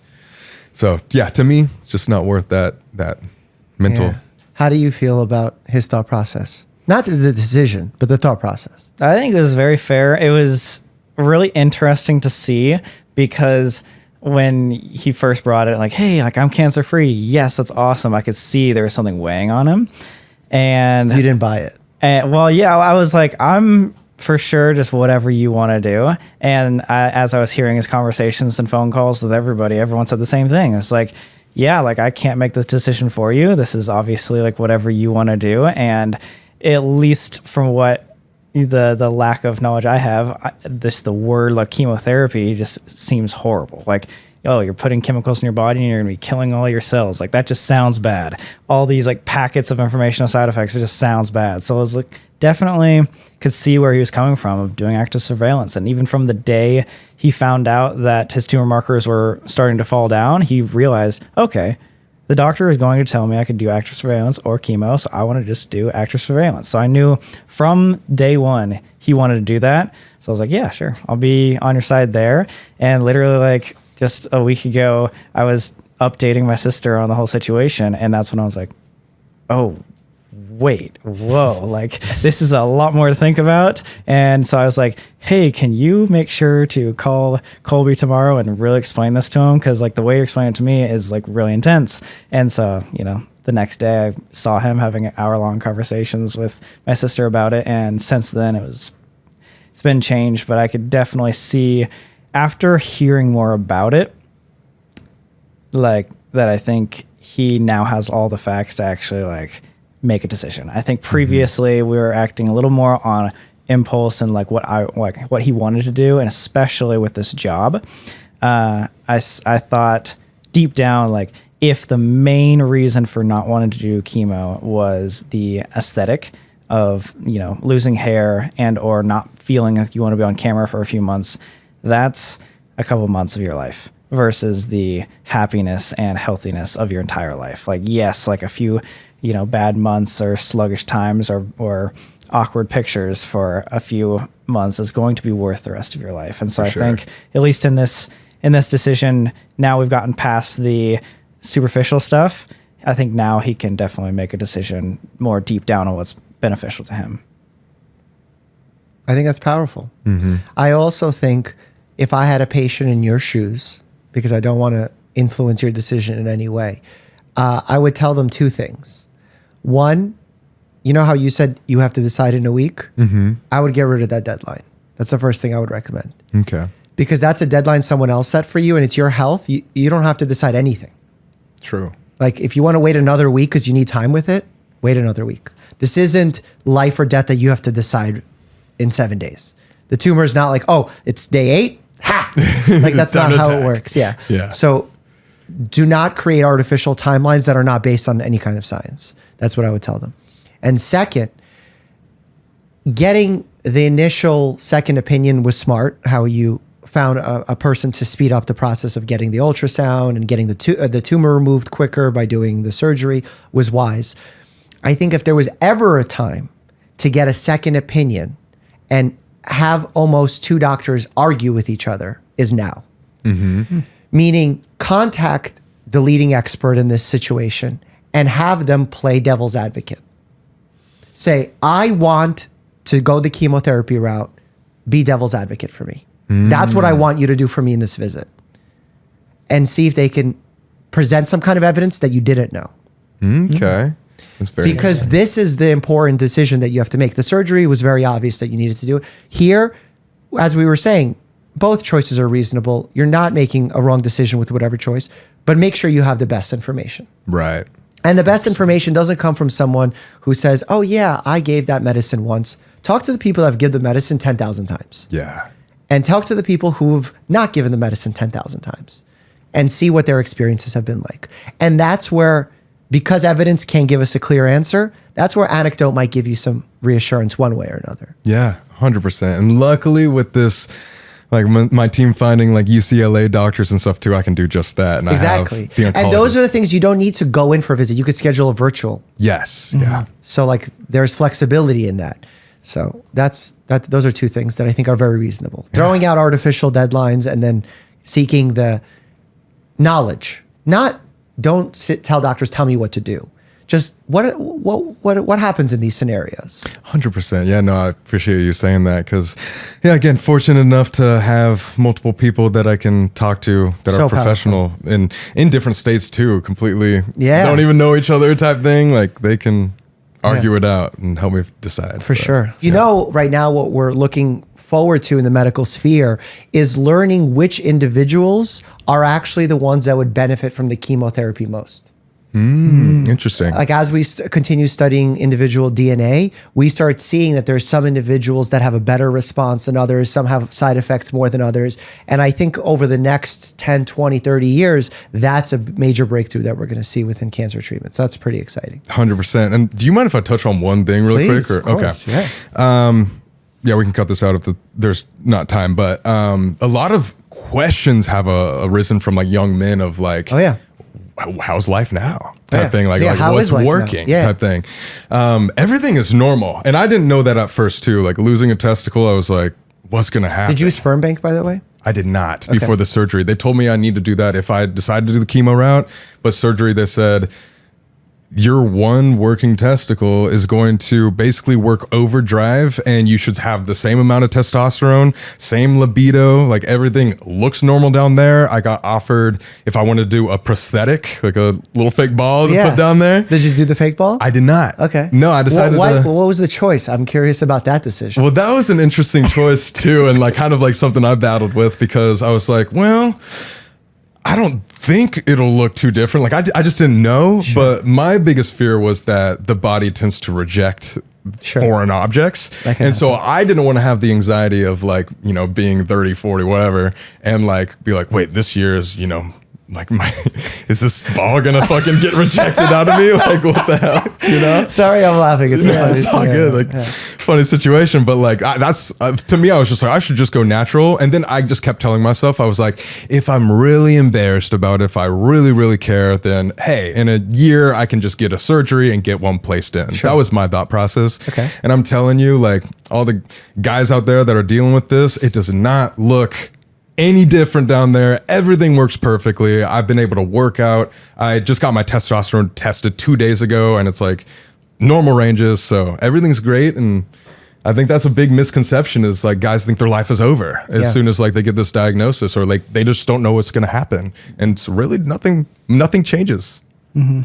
Like your other one takes over. So. What was your first question when he said that he was going to get it taken out? What did you think that could go wrong? Well, yeah, I thought one, like infertility. Yep. And then, yeah, like what is this future look for him? Like, is that going to actually affect anything? Specifically, testosterone and infertility. Mm-hmm. But pretty much all those questions were answered almost immediately. And what was really interesting was, I think the doctor, correct me if I'm wrong, but the doctor was like, yeah, if you sperm bank before the surgery, it's like not really like anything different, because the cancer has pretty much already taken over that ball. Your other ball has already risen to the occasion and is working overdrive already. So that's how you know you're chilling. Like you're gonna be fine afterwards. He made me feel like a lot better, just being like, hey man, your ball has not been working for the past 2 months, man. Like, it was gonna be gone. It was already gone, man. Yeah. So I was like, oh, in that case, like everything's been working pretty good down there. So yeah, it just like relieved that anxiety. That's a great way to put takes it. over. Okay, so I'm glad you had one good interaction in the medical space. Exactly. Just fun. It was interesting how I think for at least a week or so you were on the I want to do the prosthetic side. Yeah, I did think about that for a while, because it was just superficial reasons again. Sure. I was just like, I just don't know if, you know, I don't know what it will look like, and I don't want to be embarrassed if I'm doing, like if I'm hooking up with somebody and somebody says something. Did they show you pictures of like befores and afters, or? They did not. No pictures, and they didn't even, what was interesting is when I got the surgery, they didn't even like bring in the prosthetic. They were just like, did you want one or not? And I had to just say yes or no, and I said no. But yeah, I thought they would, like, you know, like they should. They should. They should. You know? They show you pictures. They should say this is what it would look like without. This is exactly. And there was risks involved, not only like the infection, your body rejecting it, but like there was like horror stories I was reading of them being like, the doctor placed it too high, and now didn't you look up that like 1 in 3 like over time get like either an infection or if their body rejects it or something? It wasn't like infection. It was like 1 in 3 people are disappointed with the result. Okay. Yeah. Whatever that may be. Sure. Yeah. So you felt I'll make that decision later on if I need to. Exactly. And like, yeah, I was just like, since I didn't know if it was going to look super different, I was like, might as well just wait till all swelling goes down. And then again, if in a year I'm insecure about it, then I'll deal with it. Yeah. But speaking of too, like the scar, for example, like that is up in the waistband. So it's like really nothing looks different down there. Yeah. That's basically what I'm trying to say. Yeah. For peace of mind for guys dealing with this. That's an important piece of mind, because guys are oftentimes the worst to bring in before there's a problem or early on in a problem. They really wait for a long time before they come in. I've seen that in my practice. Because they think about that stuff. Yes. Yeah. But we want them to come in and we want to be proactive. And at the same time, I want to talk about your scanxiety that you brought up. And that's such a good term.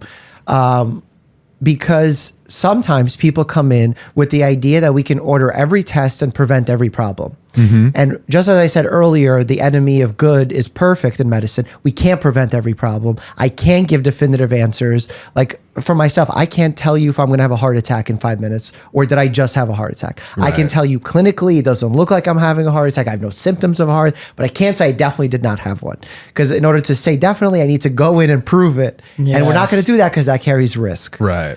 So that's part of that scanxiety is not going to a doctor that's going to overpromise you things and say, we can check everything. If you pay us extra money, we'll guarantee you don't have cancer. We'll do these genetic tests. It doesn't exist yet. There's some things we can actually be proactive on, colonoscopies, cervical cancers for women and getting pap smears done. Those things we can be proactive on. That's not the complete list, but those are some of the proven things. Other things have fallen out of favor because in order for the screening, the test to find out if the problem exists in someone who's not showing symptoms, that feels fine. In order for that test to be beneficial, it needs to prolong their life, decrease the risk of them dying from the cancer, improve their quality of life, and most importantly, not cause this anxiety. Exactly. Yeah. Because so many people are like, just scan my whole body to see if I have cancer. I'm like, well, I don't want to do that because people have lumps, bumps, masses in their bodies that mean nothing. But if I just start scanning and finding, oh, there's a 1 millimeter nodule. Now I'm scanning it and giving you scan anxiety for the rest of your life. Right. And radiating you with radiation causing a cancer for no benefit. Right. Which is why we don't scan everybody. That's really interesting because going through this whole thing, I think from an outside perspective, outside of once he's all healed up, I think the main thing that I took away and a lot of our friends did was like, well, then we should like be way more proactive about figuring things out or like doing checkups. And, you know, to what you just said, maybe that's not a perfect situation, but the perfect situation is go and let the doctor guide you as to what tests you need and you'd benefit from versus what tests you don't. Because there are some tests that you do not need. Like if a healthy person comes in and says, hey, check me for testicular cancer, while we can do like a palpation exam to see if there's any lumps, bumps, or masses, I'm not going to be ordering ultrasounds on healthy patients. For sure. Right. Yeah. So Anxiety. best case scenario, you know, when there's something specifically wrong, go on that specific, you know, test. However, just make sure to get a regular test often. Or not a regular checkup? A regular checkup, yeah. Because, for example, for me as a primary care doctor, we have institutional guidelines of things we should be checking each age group, each demographic. And we should say, in this person, they have high rates of condition X. And if we scan for this condition X, we can actually prolong their life. So we do that test. Okay. But then there's some things like if you just come in, like if you came in and you're like, hey, I want to make sure I'm cancer free, scan me, give me a CAT scan. I would never order it for you. Okay. Because that's actually going to cause you harm. Right. With scanxiety, with potentially finding something that's not going to be worthwhile. And now we're scanning you over and over again, radiating your body further, maybe doing a biopsy, getting a problem from the biopsy as a side effect. Yeah. And all of that because you had no symptoms. There was no benefit to doing it. So let's say someone at home right now is listening like, wait, well, I do kind of feel something weird. Or I have been feeling something weird. If you feel something weird, that is no longer screening. Okay. Because screening means you're healthy with no symptoms. So if you have a symptom, me ordering a test is now a diagnosis, a diagnostic test. So basically, if you come to me and you're like, Dr. Mike, I have a terrible pain in my right lower quadrant of my abdomen. It's terrible. I'm vomiting. Now I'm ordering a scan because I want to diagnose you with appendicitis. Okay. But I'm not ordering that test if you're like, hey, doc, can you just check if I have appendicitis? I want to make sure. Yeah. Well, why? I don't know. My mom had it. Maybe I have it. I'm not scanning you. Okay. So are there tests or anything that someone should be doing? Maybe not all the time, but like every couple of years? Or? Well, like the test I mentioned, like the colonoscopy starting at age 45, for women at age 21, starting getting their pap smears. There are tests that you have to do, not have to do, but you ought to do that have been proven to extend life and get the benefit. And then there's tests that you shouldn't do. But that's where you have to trust your doctor and have a good relationship with your doctor to understand why.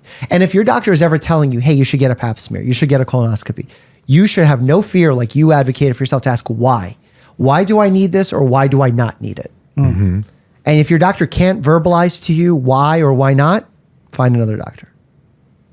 That's interesting. But main thing is everyone needs a primary care doctor. That's the main takeaway for everyone at home. And if you have a concern about something like you had a concern down there, no matter what the concern is, get it checked out. Right. Because everyone says, when should I go see the doctor with a problem? If you're thinking about it, go. That's the trigger. Yeah. Like as soon as you have the thought, go. Because it's so easy to make excuses and prolong it. Our minds are excellent at that, at downplaying the issue. But just go. Because again, the worst case scenario is you'll get a clean bill of health. That's the worst case scenario. Exactly. Yeah, exactly. Very true. Yeah, I was gonna say like, don't tough it out too long. Like, No. don't think you can just overcome it. It's not worth it. It's not necessary. Because again, if you go and it's just, oh no, this is nothing, just a muscle sprain, you know, whatever. Good. You know it's a muscle sprain. Now you know what a muscle sprain feels like. Yeah, there you go. There we go. That's Just awesome. gets rid of the anxiety altogether. Yeah, totally. Well, let's play some lightning round questions. Let's do it. Okay, Sam, with you first. Oh, God. What's the healthiest part of your body? Oh, on me currently? Yeah. I don't know. My stomach. I don't know the fuck. I don't know. What? How about you? Definitely not my testicles. What do you mean? Your other testicle's doing a Oh stellar yeah, my job. right testicle. That's Yeah, what I'm right saying. there you go. That's my right. My right's good. There you go. Okay, Sam, what's one part of your body that you wish you could replace? Oh God. Dude, these are really hard questions, man. My ankles, 'cause they always hurt when I run. Okay, that's a problem. Oh man, shoot! I would replace probably my lower back. Sometimes hurts when I stand up too fast. Lumbar spine, fair. Oh, that's what I should have said. I broke my back. Why didn't I just say You got a new back. We're on the spot, man. this is too much anxiety? What's one thing that raised your blood pressure this week? This situation. Probably same. Same, Yeah. okay, fair. That's it. Fair answer. Okay, so now 1 to 10, I'm just going to give you a list of things, and then you just say 1 to 10 for each of them. You could say it at the same time or take turns. From 1 to 10, how scared are you of ghosts? 5. 7, Movies. Scary 0. movies. 2, Books. 10. 2. Mummies. Mummies? 0. 0. Wow. Aliens or UFOs. 6. 8. They're real. Possession or exorcism. 9. 10. It's gonna happen one day. Monsters like Bigfoot, Yeti, Godzilla. 1. 0. Loneliness. 10. 10. War/invasion. 10. 10. That's gonna Zombies. 1. 7. Whoa. Dude, there could be zombies, dude. Think of all the pandemics out here, man. Like, they're gonna turn. All right. You guys watch Last of Us? Yeah, dude, that's what I'm talking about. Oh God, no, I haven't seen that. Yeah, well, He doesn't watch need Last- this anxiety. yeah. Not too much going on. In a year and a half, watch The Last of Us. Okay, failure. 0. 0. Wow. Doesn't matter. Meteor It's not gonna apocalypse. fail. You said apocalypse? 3. Meteor. Meteor. Isn't that pretty likely? 2. Okay. Being canceled. 8.5. 8.5. Financial collapse. 4. Intimacy. Scared of intimacy? Yeah. 3. 5. The unknown. Ooh, 10. 10. Dark deep water. Oh God, Ooh, 10. 10. Freaks me out. That's scary. Yeah. Same. Getting punched in the face. 1. Someone come punch Really? me. I got 6 because that can really be damaging. Oh, it could. Depend if they're good at hit. But if you just get smacked once, like, you're going to recover. Right? Bees. Oh, 0. I got that. Yeah, like 2. Flick them off. Snakes. 5. 2. Spiders. 7. 0. What? What? 7? You just like scream in your room when you have a. They're really scary. Oh my gosh. Oh, You're that man. scared of spiders? They're like tarantulas and like Australian spiders. Okay, Hell I no. have a cool fun fact. There's almost no deadly spiders. Really? Oh, I thought there was like a lot. None. It's just like the Like thought of especially them- North America, there's never been a death. Never been What? a death in North America from a spider. I didn't know I thought that. brown recluses were chopping people left and right. Yeah. Isn't that crazy? Interesting. Yep. In America, though. Is what I'm No. But even worldwide, it's almost unheard of. Wow. Okay. As long as like you get some level of medical care, and not like anti-venom, like a snake thing. But spiders don't kill Scary. people. 0 for spiders. Sharks. 0. 4. 0? I don't chill with sharks that often. I just feel like I can avoid them. AI. 10. Okay. For sure. Horror video games. Oh, 2. 9. Nine? I scream every Silent time we do Hill? a react video. Oh my God. That's true. The Dark. 2. 2. Okay. Got used to that. Fair. Now, for the last portion here, you could answer as a team. I have a list of YouTubers here, and I'm curious how you would choose to scare them. Okay. Oh, that's interesting. Mark Rober. Oh God. Oh my gosh, he would be hard to scare because I feel like he's like you, evidence based. I would. Mark Rober, we would dangle him off the side of a roller coaster. A roller coaster? Yeah, okay, we'll do that to Mark. Okay. Yeah. Mr. Beast. Oh, Mr. Beast. send him in the Conjuring House alone. Conjuring House alone, and he just has to watch like 1,000 hours worth of something like he used to do in the. There we go. That'd be Olden days. perfect. Oh, that would be talking about. painful. Dude, perfect. Scaring dude, perfect. Haunted man. golf course? I don't Oh know. my Like God, what? yeah. That's so hard. Send them in the world's largest maze. Ooh, Okay. All right. that would be overwhelming. That's good. Yeah, okay. Casey Neistat. Oh my God. Scaring that guy would be very. Putting him in a bike lane and blocking it off. Telling him he can't run again. Oh, there we go. Yeah, does it have to be paranormal? No. Oh, what? I What were you thinking? That's why I was saying the roller I was like, coaster how do I thing. think of dude perfect? Like, huh? Dang. Air rack. Ooh. We just scream at him constantly for like 8 hours straight. Is Get that scared of. so? Dude, that would scare anybody. I feel like if you just screamed at someone for that long. The Try Guys. Make each one of them go alone in a different haunted house. Yeah, divide them up. And they have a walkie-talkie. Only pitch darkness. Yeah. Pitch black, night vision cameras. Logan Paul. Oh, bring them to a forest. Oh, Just kidding. We can't. Too soon. wow. I didn't expect No, that. I didn't really either. Especially because the next one is Ryan's toy review.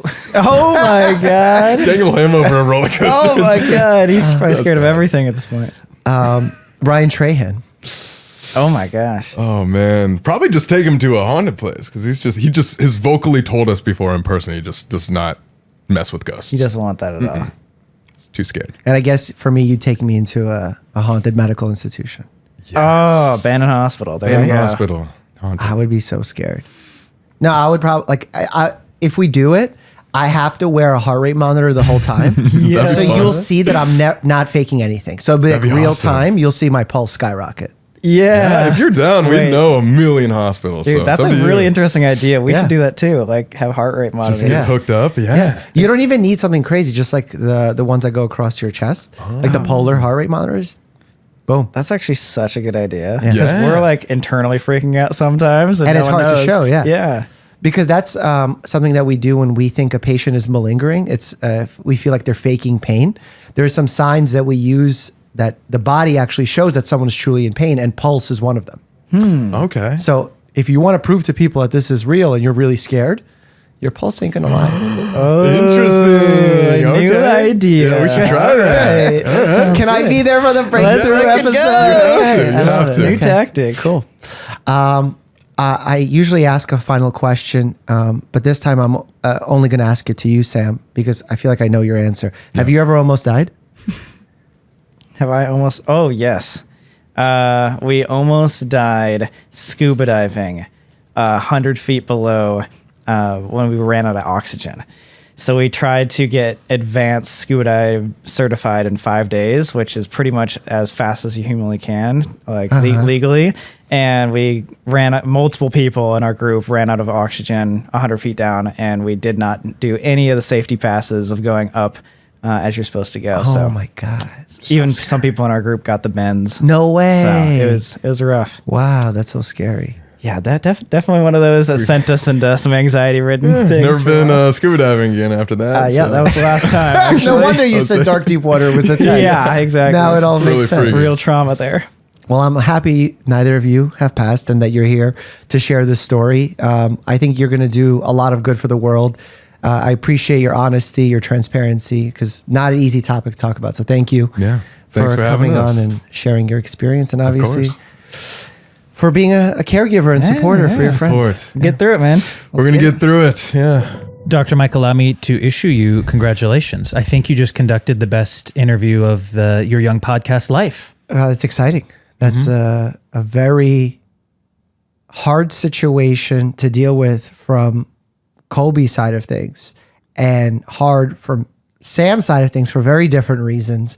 And having both of them share their opinions openly, honestly, and still factually keep it all together was tough, but a very valuable experience, I hope, for everyone involved. Yeah, you got to really pull apart the meat off of the bone of this subject. And it was really fascinating to hear you say, I think what X doctor said here was incorrect. And if you're in the situation in the future, audience, you should expect your doctor to behave this way. And so it was kind of controversial, but in a really educational way. And I found it very satisfying. Dan, I'm assuming you probably felt the same way. It was, I didn't have trouble. I didn't get bored. I didn't look away. Yeah. I found it really I think satisfying. even the ghost hunting initial conversation was interesting because it was a little bit of the controversy You were of is putting it them on the real? spot. That was cute. And then we started talking about this very heavy diagnosis and how he's live dealing with this as we're talking about it in the given moment. And he's facing this huge decision.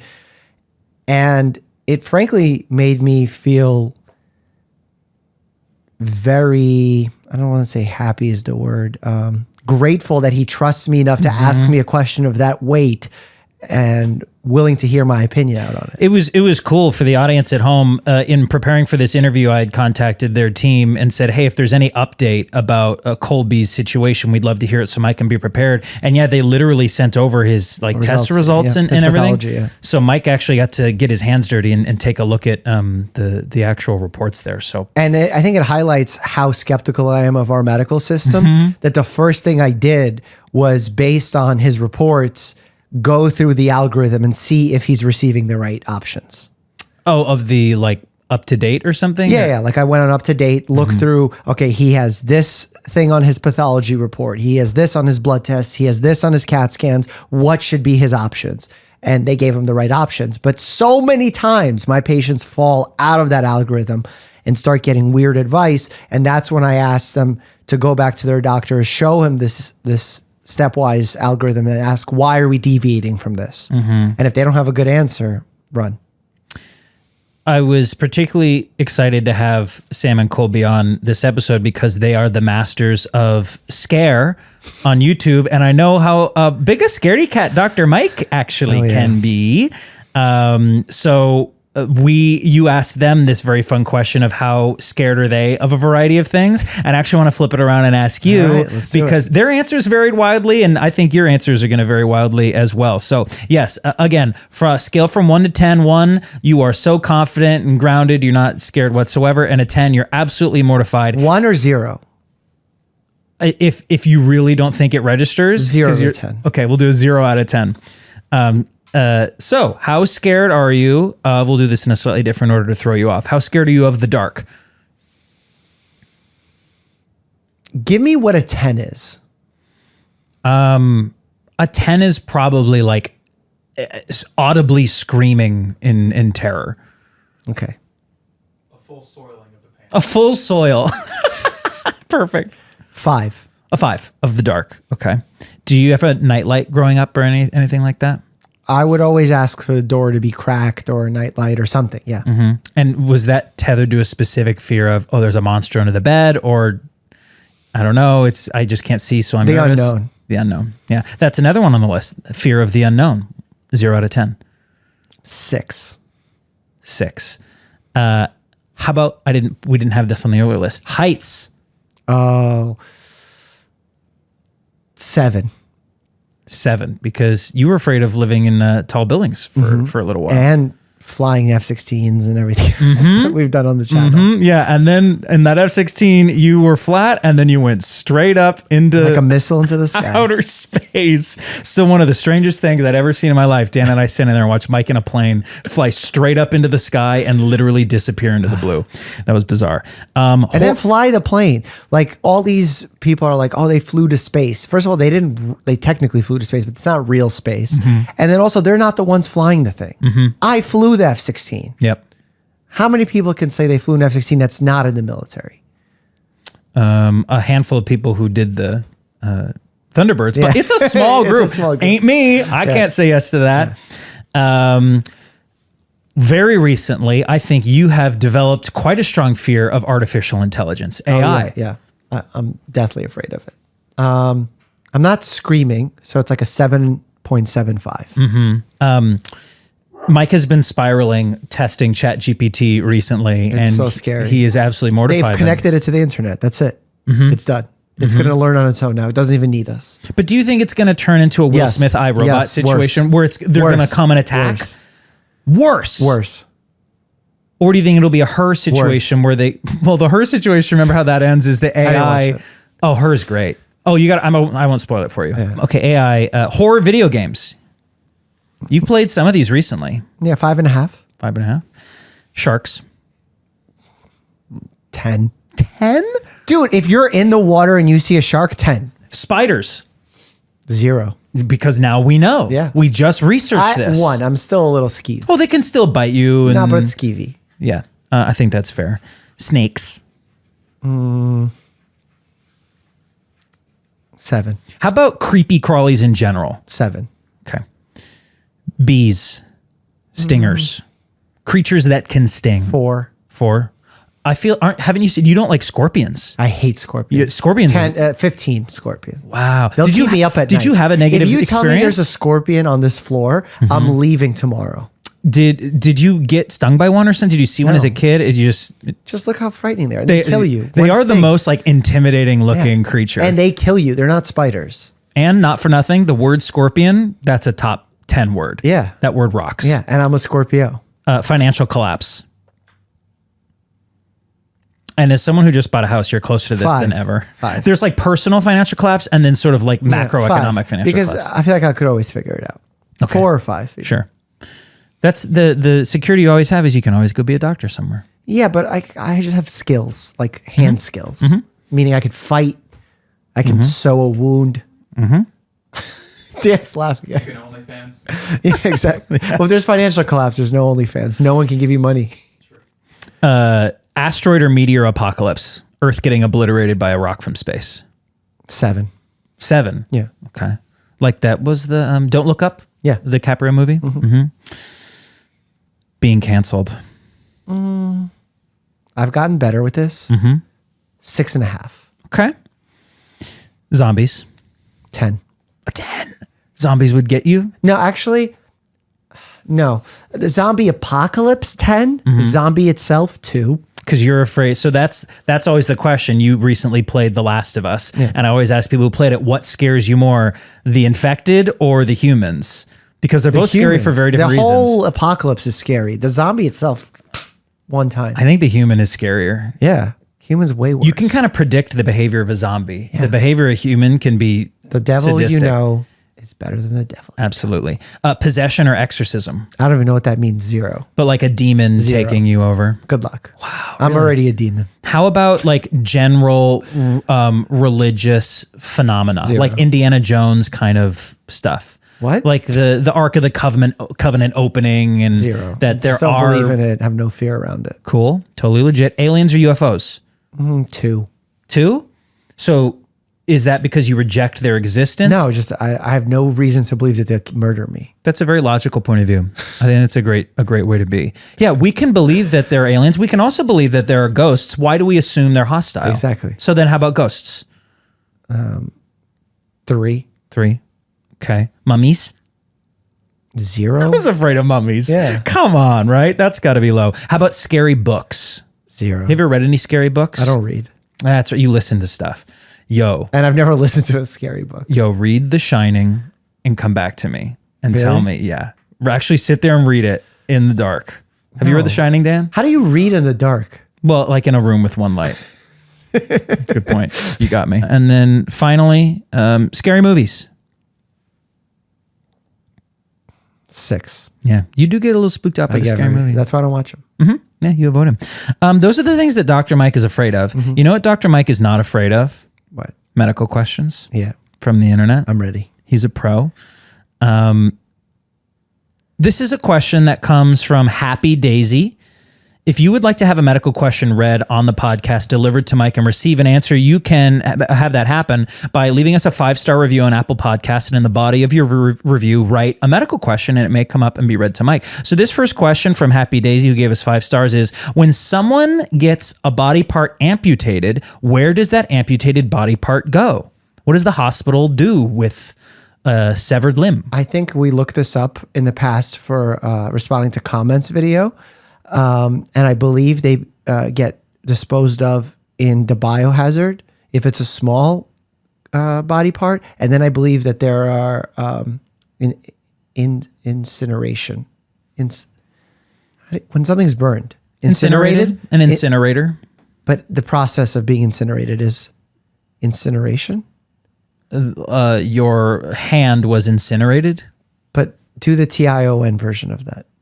Incineration. Sounds weird. Oh no, what's happening? Well, anyway, it's incinerated. And so you can't, if you go to get your wisdom teeth taken out, the dental surgeon may allow you to bring the teeth home with you. Can you bring an amputated foot home with you? I have to imagine it's no. I think a foot, no, but I think maybe certain things. Like something with flesh? Maybe something small because they can preserve it. I don't know. I don't know the answer. I'm not going to act like I know. Okay, that's good. Well, please leave us a 5-star review. And also, if you've made it this far, you might be interested in joining us on our Patreon, $10 a month. 100% of the money is donated to a charity of your Patreon resident choosing every month. We vote on where to give the money during a Dr. Mike live stream. So we'd love to have you join us there and continue making our charitable impact. We've given away almost $200,000 now through that Patreon. And maybe somebody out there could be interested in learning how to turn their level of professionalism or expertise into a media career. Join Professionals Media Academy on professionalsmediaacademy.com, where I teach you how to become the go-to medical or media expert. You could be of any profession. You could be a doctor, a lawyer, pharmacist, business person, real estate agent, lawyer. You could follow and learn what has made our channel so successful. Our media journey has been so successful, and where we've messed up so you can avoid those mistakes for yourself. Yes, this is a course designed by Mike that he wish had been given to him when he started his media career. You can learn how to build a YouTube channel, how to get booked on nationwide television talk shows, how to find an agent, how to do brand deals, how to hire, how to make content. There's so much there. So please go to professionalsmediaacademy.com. If you're an expert who wants to turn your career into a media industry, media business of some kind. Empire. Yes. Thank you so much for listening. Hope you enjoyed learning all about testicular cancer. And huge thank you to Sam and Colby for sharing their unique medical journeys. As always, stay happy and healthy. And thanks for joining on the Checkup podcast. 51,000 people will die at minimum if we don't change the law. We don't renew the ACA. When you talk to a mother and she says, my daughter has cancer and she's going to lose her treatment, my daughter's going to die. That's a moral imperative, not a political imperative, a moral imperative to do something about it. I think the reason why our channel is successful is because we try and see people who disagree with us, their side of things. Yes, good idea. What's your understanding as to why the Republican leadership is okay with making these cuts? What is their plan? In the past, I've said that my content is clinical, not political. And I realized that's inaccurate. In order to advocate for my patients, in order to advocate for good quality public health, we need to be political. The key is to not be partisan. Currently, the United States is in the midst of a historic government shutdown, all centered around healthcare spending.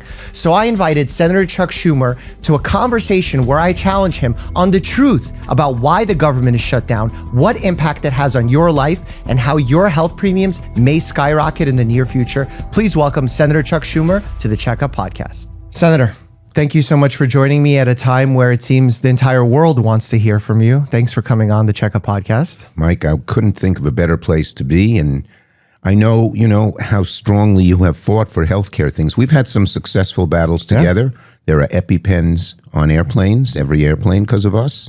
We have more doctor slots because we're so short of doctors, especially primary care. And we did those fights together. Yeah. And now, now I'm involved in another healthcare battle, a very important one. Yeah. So for viewers that might be confused why we're having this conversation on the Checkup podcast, it is because healthcare has become the main reason for why the stalemate exists, why the government shutdown exists. And I want for us to have a conversation today that is not MSNBC, CNN, just transparent, honest about what's happening, because people are frustrated, Senator. They're confused. They don't know what a government shutdown is, why it's happening. So hopefully we can tackle some of it today. Terrific. Love to. Well, let's kick it off. The government is currently shut down, going into week 3. What does a government shutdown even mean? Because when I ask my patients, my friends, my loved ones, they say it. They say, oh, some essential things are happening, but some are not. Some are not getting paid. So what's happening? So like a company, a government has a budget. Mm-hmm. Our budget expires September 30th, okay? And what has always happened in the past is that the Democrats and Republicans, because you need both in the Senate, unless one side has enough 60 votes, which no side really gets, supermajority, right? We sit down and negotiate. This time they didn't do that. The Republicans said, take it or leave it.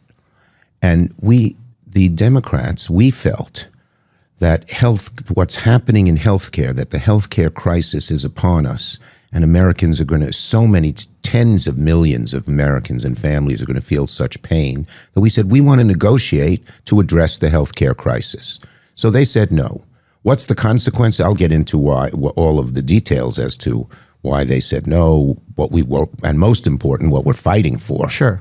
But what it means is that the government doesn't have money to spend. Essential services continue and the people work. They don't get paid, but they get paid. Everyone who is furloughed, whether you're working or not, gets back pay at the end. So no one loses any money, but it's hard. Of course, yeah. We hate the shutdown. That's why we want the Republicans to simply sit down and meet with us. So essential services, the military, law enforcement, air traffic control, they continue to work without pay. Some other people are furloughed, and they come back when the shutdown is over.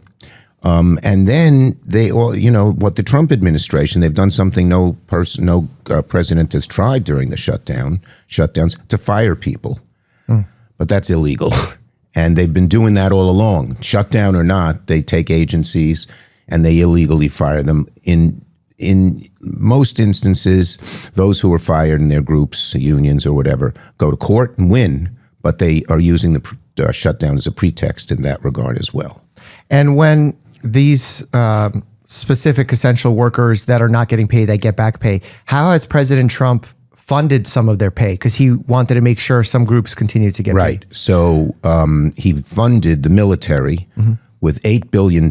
He took research dollars out of the Defense Department and put it into pay. Now, that's probably not legal because Congress allocated the money in one place, and the Constitution says the president can't just unilaterally move it without Congress's okay. But he's been doing a lot of illegal acts to enforce what he wants. Everyone wants the military to get paid, of course. We need them. They risk their lives for us. They're just great. But the way to do that, the real answer, is for the Republicans to end the shutdown by sitting down and talking to us. This is unprecedented. So are they not talking to you? Not at all. Listen to this. So when we saw how they decimated healthcare in June in their so-called Big Beautiful Bill, which is we call the Big Ugly Bill, and by the way, Donald Trump said, we better change the name because it's not very popular. They thought it would be more popular than it was, but the way they slashed lots of things Not just healthcare, but energy costs. Your electricity bills are going to go up dramatically because of what they did, because they eliminated some of the best forms of producing energy, clean energy, wind, solar, but healthcare in particular. We said to the Republicans, way in advance, let's sit down and negotiate. And we started in July, and Thune and Johnson, these are the two Republican leaders of the Senate and the House, said no. And we wondered why. And then in late August, early September, I don't remember exactly when, Trump said, we don't need the Democrats. Well, of course they do, because he needs 60 votes in the Senate, and they got 53. I was wondering what his math was like. And so they didn't try to negotiate. Finally, we did get Trump to sit down with us. We asked Trump to sit down with us. Once we found out that the two of them wouldn't do it because of Trump, we asked them to sit down with us. We asked Trump to sit down with us. He said yes. And then the next day, you may remember, he said no because Johnson said don't do it. But he finally did the day before, but it was too late and he didn't have a serious negotiation. And what happened during that meeting? That was in the Oval Office? It was in the Oval Office, and he saw, well, two interesting things happened. First, he didn't take it that seriously. He was playing his games. You know, he put these Make America Great red hats on the desk. Of course, we didn't put them on. Oh, he was recommending that you wear them. Well, I think so. He didn't say that, but he had some aide come over and put them on little the desk. Little gamesmanship. All of that. But here was the interesting thing. When we told him how bad this crisis was, how people's health care costs would dramatically rise so they'd have to lose health care, he said, that's going to be bad for me. I think it was the first time by his body language, et cetera, that he realized how bad the crisis would be. And it's, you know, he is going to see that more and more and more, because we can get into this. Over this month, people are getting from their insurance companies notices of how much their premiums will go up. Mm-hmm. I just make one other point, if I might. Please. When I was majority leader, we had no shutdowns. We did 13 different budgets. Why didn't we have shutdowns? Because I sat down with the Republicans and I said, look, no one's going to get everything they want. Let's come together and make an agreement. And that's how budgets are passed. And that's what happened. Trump is the first time with the Republican leaders, unfortunately. In the old days, if a president said that, some of the Republican leaders would have the backbone to say, no, we got to do this. This is how. But they went along with Trump. So it's the reason we have a shutdown is they won't negotiate with us. And it's common sense when you have two sides that each need something, you sit down and talk about it. So in reflecting on that, do you feel that the Republicans have been more successful this time around, that perhaps maybe you should have held firm and had a shutdown during your course? The number one reason we are not doing this, we are not, the number one reason we feel so strongly about healthcare is because it's decimating. And let me give you some details. When we say decimating healthcare, what will actually play out? So they slashed Medicaid by $1 trillion. What does that mean? First, it means rural hospitals all across the country, mainly in Republican states and districts, are going to close. Some have closed already because so many of these hospitals depend on Medicaid. Mm-hmm. For many counties, like including in some of my counties in upstate New York, they're the only hospital, and they're the largest employer. Mm. Second, this applies to lots of your audience, who I know tend to be the young folks. The parents who are in nursing homes are going to get kicked out. Mm. I was at Silver Lake Nursing Home on Staten Island, where I know your dad lives. Mm-hmm.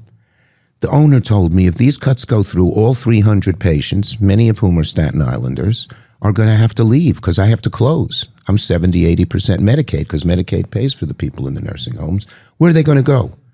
A lot of the kids here don't have an extra room to put them in. And even if they did, as you know, as a doctor, they can't provide the kind of health care they need. Mm-hmm.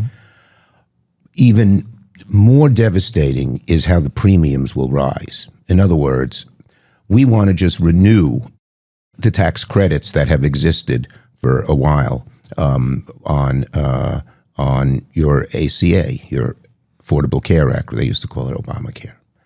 If they are not renewed, and we asked the Republicans 3 times, we put votes on the floor, and 3 times they voted no, unfortunately. Here's what will happen. The average American who's on ACA will pay $500 to $1,000 more a month. Not a year, a month. That's, $6,000, $10,000 a year. That's budget breaking for most families. Exactly. That's the problem. They're going to sit at the table Friday night and get their insurance company's new proposals. They get them this month. By October 31st, every state requires the insurance companies to send it out, I believe, just about every state. And you'll see it'll be devastating. For older people, it's even worse. A couple that's 55 years old, two people 55, who makes like $85,000 a year, which is not that much, particularly with two people working, making 40 or 45 each, $25,000 increase. So these people, and they're starting to get the notices. You see, the people didn't start getting notices till October 1st. And about 12 states have gotten the notices so far, but it's going to be every state by October 31st. What are they going to do? It's like an economic punch in the stomach. I have two kids. I can't afford $15,000 more a year. I only make $60,000, $70,000. Am I going to have no health insurance? What am I going to do if my kid gets sick? What am I going to do in these situations? So this is one of the most severe and devastating cuts in healthcare that we have ever had. And we feel an obligation to represent the American people in this trauma. And even if you don't have, your Medicare will go up because of deficits. If you have Medicaid, you're in real trouble, of course. And it's not just poor people, and I believe in helping the poor people, of course, but it's middle-class people too, because of nursing homes and stuff. But even if you have neither Medicare nor Medicaid nor ACA, your premium's going to go up a lot because the insurance companies have to make up the money they're losing somewhere else. So this is going to be certainly the worst crisis in healthcare for as long as I can remember. I think the reason why our channel is successful is because we try and see people who disagree with us, their side of things. Yes, good idea. So when I sat surrounded by those who were anti-vaccine, I had a debate against 20 individuals. I wanted to hear them out. I wanted to understand where they were coming from. Yeah. What's your understanding as to why the Republican leadership is okay with making these cuts? What is their plan? They say we'll have a plan, but they don't say what it is. But for so many of them, they've hated this from the beginning. Many of them opposed Medicare and Medicaid when they started in the 60s. You know, before the 1960s, we didn't have much health care in America. You were on your own. Every Western country had it. And there was an outcry, and under Lyndon Johnson, we've had Medicare and Medicaid, and we've advanced it and made it better and better and better, making it easier for people to afford their health care. But a large group of Republicans have never wanted to do it, and it's these MAGA right-wingers. And they just hate having the government involved in helping people. But the average person without health insurance, without Medicare, without Medicaid, can't afford it, period. It's gotten, as you know, more expensive now because, and look, it's not a perfect system at all. I mean, it's far from a perfect system. It's far from a perfect, but people are living longer and healthier because they have the resources to get the kind of medical care that you and millions of other doctors and healthcare professionals give them. So here's the horrible thing. They would rather not negotiate with us and shut down the government than provide this health care. It's almost a religion to some of them. And it's horrible. But they're against the American people. Here's an interesting little poll statistic. I don't usually like to cite these polls. Extending these ACA premiums, which will dramatically cause the rates to rise for everyone that they can't afford it, or they have to sit down and say, oh God, I'll have to really cut back. I can't go to the doctor or hospital I want to go to. I have to pay much more in copays and in deductibles. Which is devastating because then the emergency room becomes primary care. Emergency rooms lose money. They close. People can't get care. It's bad for everyone. It's happening already. Emergency rooms are closing. Community health centers, which, as you know, are the cheaper way because it's not a big hospital. It's like a drop-in clinic. They're closing left and right. It's terrible. And so this is just something we feel we are doing our job and representing the American people. And what I was telling you was, so extending the ACA credits, over 90% of Americans want it. But here's sort of the interesting thing. 55% of the people who voted for Trump, so they're hardly bleeding heart liberals, want it extended.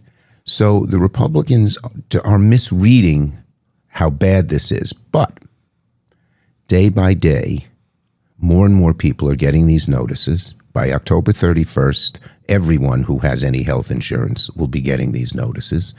And it's already, when I go out around my state and other states, this is what people are talking about.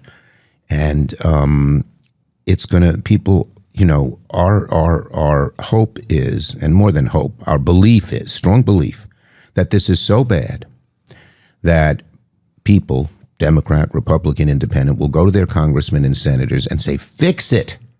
This is a crisis for me and my family, and I think that will happen. It'll take a little bit longer, but as more of these notices come out, and here's the one other thing.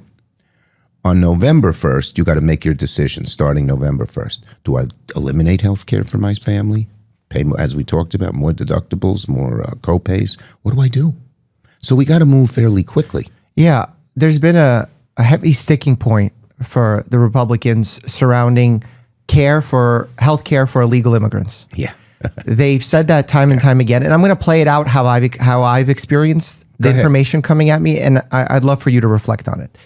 Initially, it was Mike Johnson coming out and saying, we don't want illegal immigrants to get funding dollars from these ACA subsidies. Right. On the flip side, you come out and say, that's illegal. We do not provide Medicare ACA subsidies to those who are here illegally. And they say, well, yes, but if they use the emergency room or if they get some kind of protected status, that bypasses those rules that you're saying.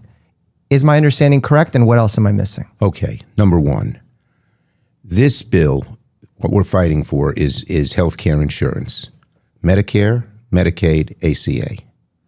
Not $1, not one effing dollar can go to an undocumented immigrant. That's the law, and they haven't shown a single situation where it happens. Now maybe they can find something by accident or something. I believe it was KFF said something like 1% of that budget will go to getting healthcare for illegal undocumented individuals, because if they end up in the ER for a really rational reason, because you're not going to ask for someone's immigration status when they're having a heart attack, right? Because you won't get that answer, especially if they're unconscious. So based on our rules that we have, the EMTLA, we have to treat everyone in the ER. And your Hippocratic Oath. And Hippocratic Oath. We would treat those patients. Yep. And some of the spending from that budget would go there. Okay. Is that true or no? No. Here is let me just modify what you said. Mm-hmm. This is a law that's passed in 1986, signed by Ronald Reagan, because people were being turned down from nursing homes, mainly American citizens. I mean, not nursing homes, from hospitals and emergency rooms, who said, you don't have insurance, go somewhere else, and they die. So this has always had bipartisan support, that people who show up in emergency rooms, in real emergencies, you know, a real answer here, we shouldn't have people going to emergency rooms unless it's a real emergency. And that's why these community health clinics and these rural hospitals are so important. And you shut those down, it's going to have more people go to emergency rooms for non-emergency situations. And so when someone shows up, American citizen or otherwise, in this emergency room, and they don't have insurance, different people have different hospitals have different ways of paying for it. Some pay for it by different programs, okay? Some pay for it by state and local, and a lot of them pay for it by charity. Yeah, so, we have a charity care system where I work. Exactly. Yeah. So that's what happens here. And this idea that illegal immigrants are getting this money is crazy. Crazy. You know, I can't... are any of those three programs that you mentioned part of the spending bill that's currently holding? No, that's the point here. Whatever they want to say about this 1986 law, 1968 law, maybe they want to change it. It has nothing to do with the debate we're in. And I want to say nothing. Again, no Medicare, no insurance, no Medicare, no Medicaid, no ACA goes to illegal immigrants, period. Why are they doing this? It's because they always try to divert attention away from the real issue. But that's politics in general. It's hard to say that. But Mike, this is so serious. It's always politics in general. And depending on which party you ask, they'll say this is serious for us. We believe our budget is so bad that this is serious. I'll let the American people decide. For sure, yeah. And they are totally, I mean, 68% of the people are on our side on this issue. 40% of Republicans are on our side. And they're on our side not because it's Democrat, Republican, not because it's a political fight. They don't give a hoot about politics. Sure. They're facing these devastating decisions they have to make. Ahead of a rural hospital, should I close my rural hospital? The head of Silver Lake Nursing Home on Staten Island and many others. Should I close my nursing home? And then, of course, the tens of millions of Americans are going to have to make the decision as to whether they pay more. So the bottom line is they always try to come up with a subterfuge, a diversionary issue that has nothing to do with what we're debating and discussing. Mm-hmm. And here's just this is a little political insiderish, so shut me off. The real roadblock here is Johnson. Mm-hmm. Okay, not Thune, although he's not been helpful, but he hasn't. Johnson is in a true pickle for two reasons. Number one, about half his caucus doesn't want any ACA extension. Scalise just got up and said that. Mm-hmm. That's his number two guy from Louisiana also. So they don't want it. But he's got 50 people in his caucus who very much want it, and they're the ones who are most vulnerable in the re-election. Everyone, they want to keep the House Republican. We want to see the House go Democratic under Hakeem Jeffries. And so he's stuck. So his decision, what he thought, he would pass a bill without talking to us that didn't address this issue at all and jam us. And in the House, he can do it because he doesn't need Democratic votes. But in the Senate, he does. And they thought they could barrel us into just saying yes.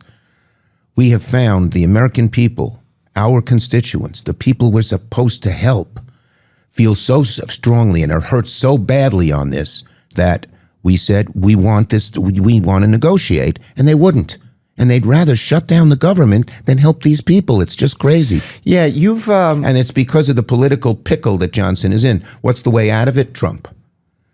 Trump, he's pretty good at the politics of all this. As much as I despise so much of what he's done with his politics. I mean, I worry about our democracy, but that's a different subject. We're not going to get to that today. But when Trump backs Johnson, Johnson usually then backs off. And Trump is seeing how bad this is for him politically. The two best Republican pollsters, a guy named Fabrizio and a guy named, I think it's McLaughlin, I forgot it's one of MC something. Mm-hmm. They both said that Republicans will lose the House and lose the Senate if they don't change this, because it's the most devastating consequence to American people that we've had in a very long time. Why? You've made unpopular decisions before. Sure. That you thought were right. Yes. You made your speech on Israel, which some people disagreed with. Well, you chose not to shut down the government earlier in the year. Speech on Israel, I criticized Netanyahu for the very reasons now that other people are criticizing. I'm just giving a couple I thought it was the right thing to do. Yeah, so you follow your heart. Yes. Why is it so important on this issue to follow your heart? 51,000 people will die at minimum if we don't change the law, if we don't renew the ACA. Tens of millions of Americans will have, the biggest issue. You ask the average American family, what bothers you the most? It's nothing political. It's costs. Mm-hmm. It's how much practicality, but how each week with my income of X do I buy all the things and have all the things I need, right? And it's gone way up. It's probably the reason Biden lost the election. They called it inflation, then now we call it costs, but same thing.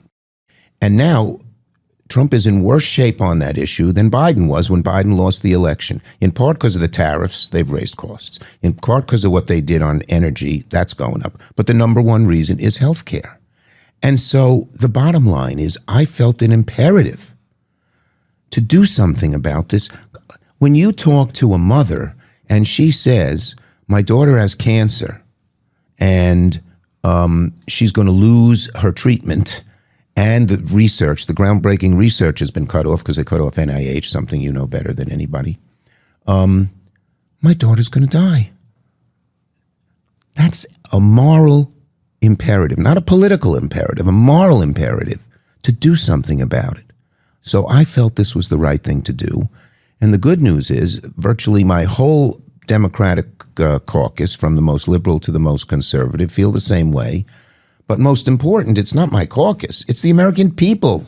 I mean, 2/3 of these cuts are going to be in red states and red districts. I don't care. And, Some people say, don't get this done and it'll be good for us politically. It's too important to get this done because so many people will suffer and thousands will die. Thinking from the Republican side of things, Thune yesterday offered you to buy some time and allowing these ACA subsidies to continue temporarily so that we can reopen the government. Tell me about that. He didn't offer it to me.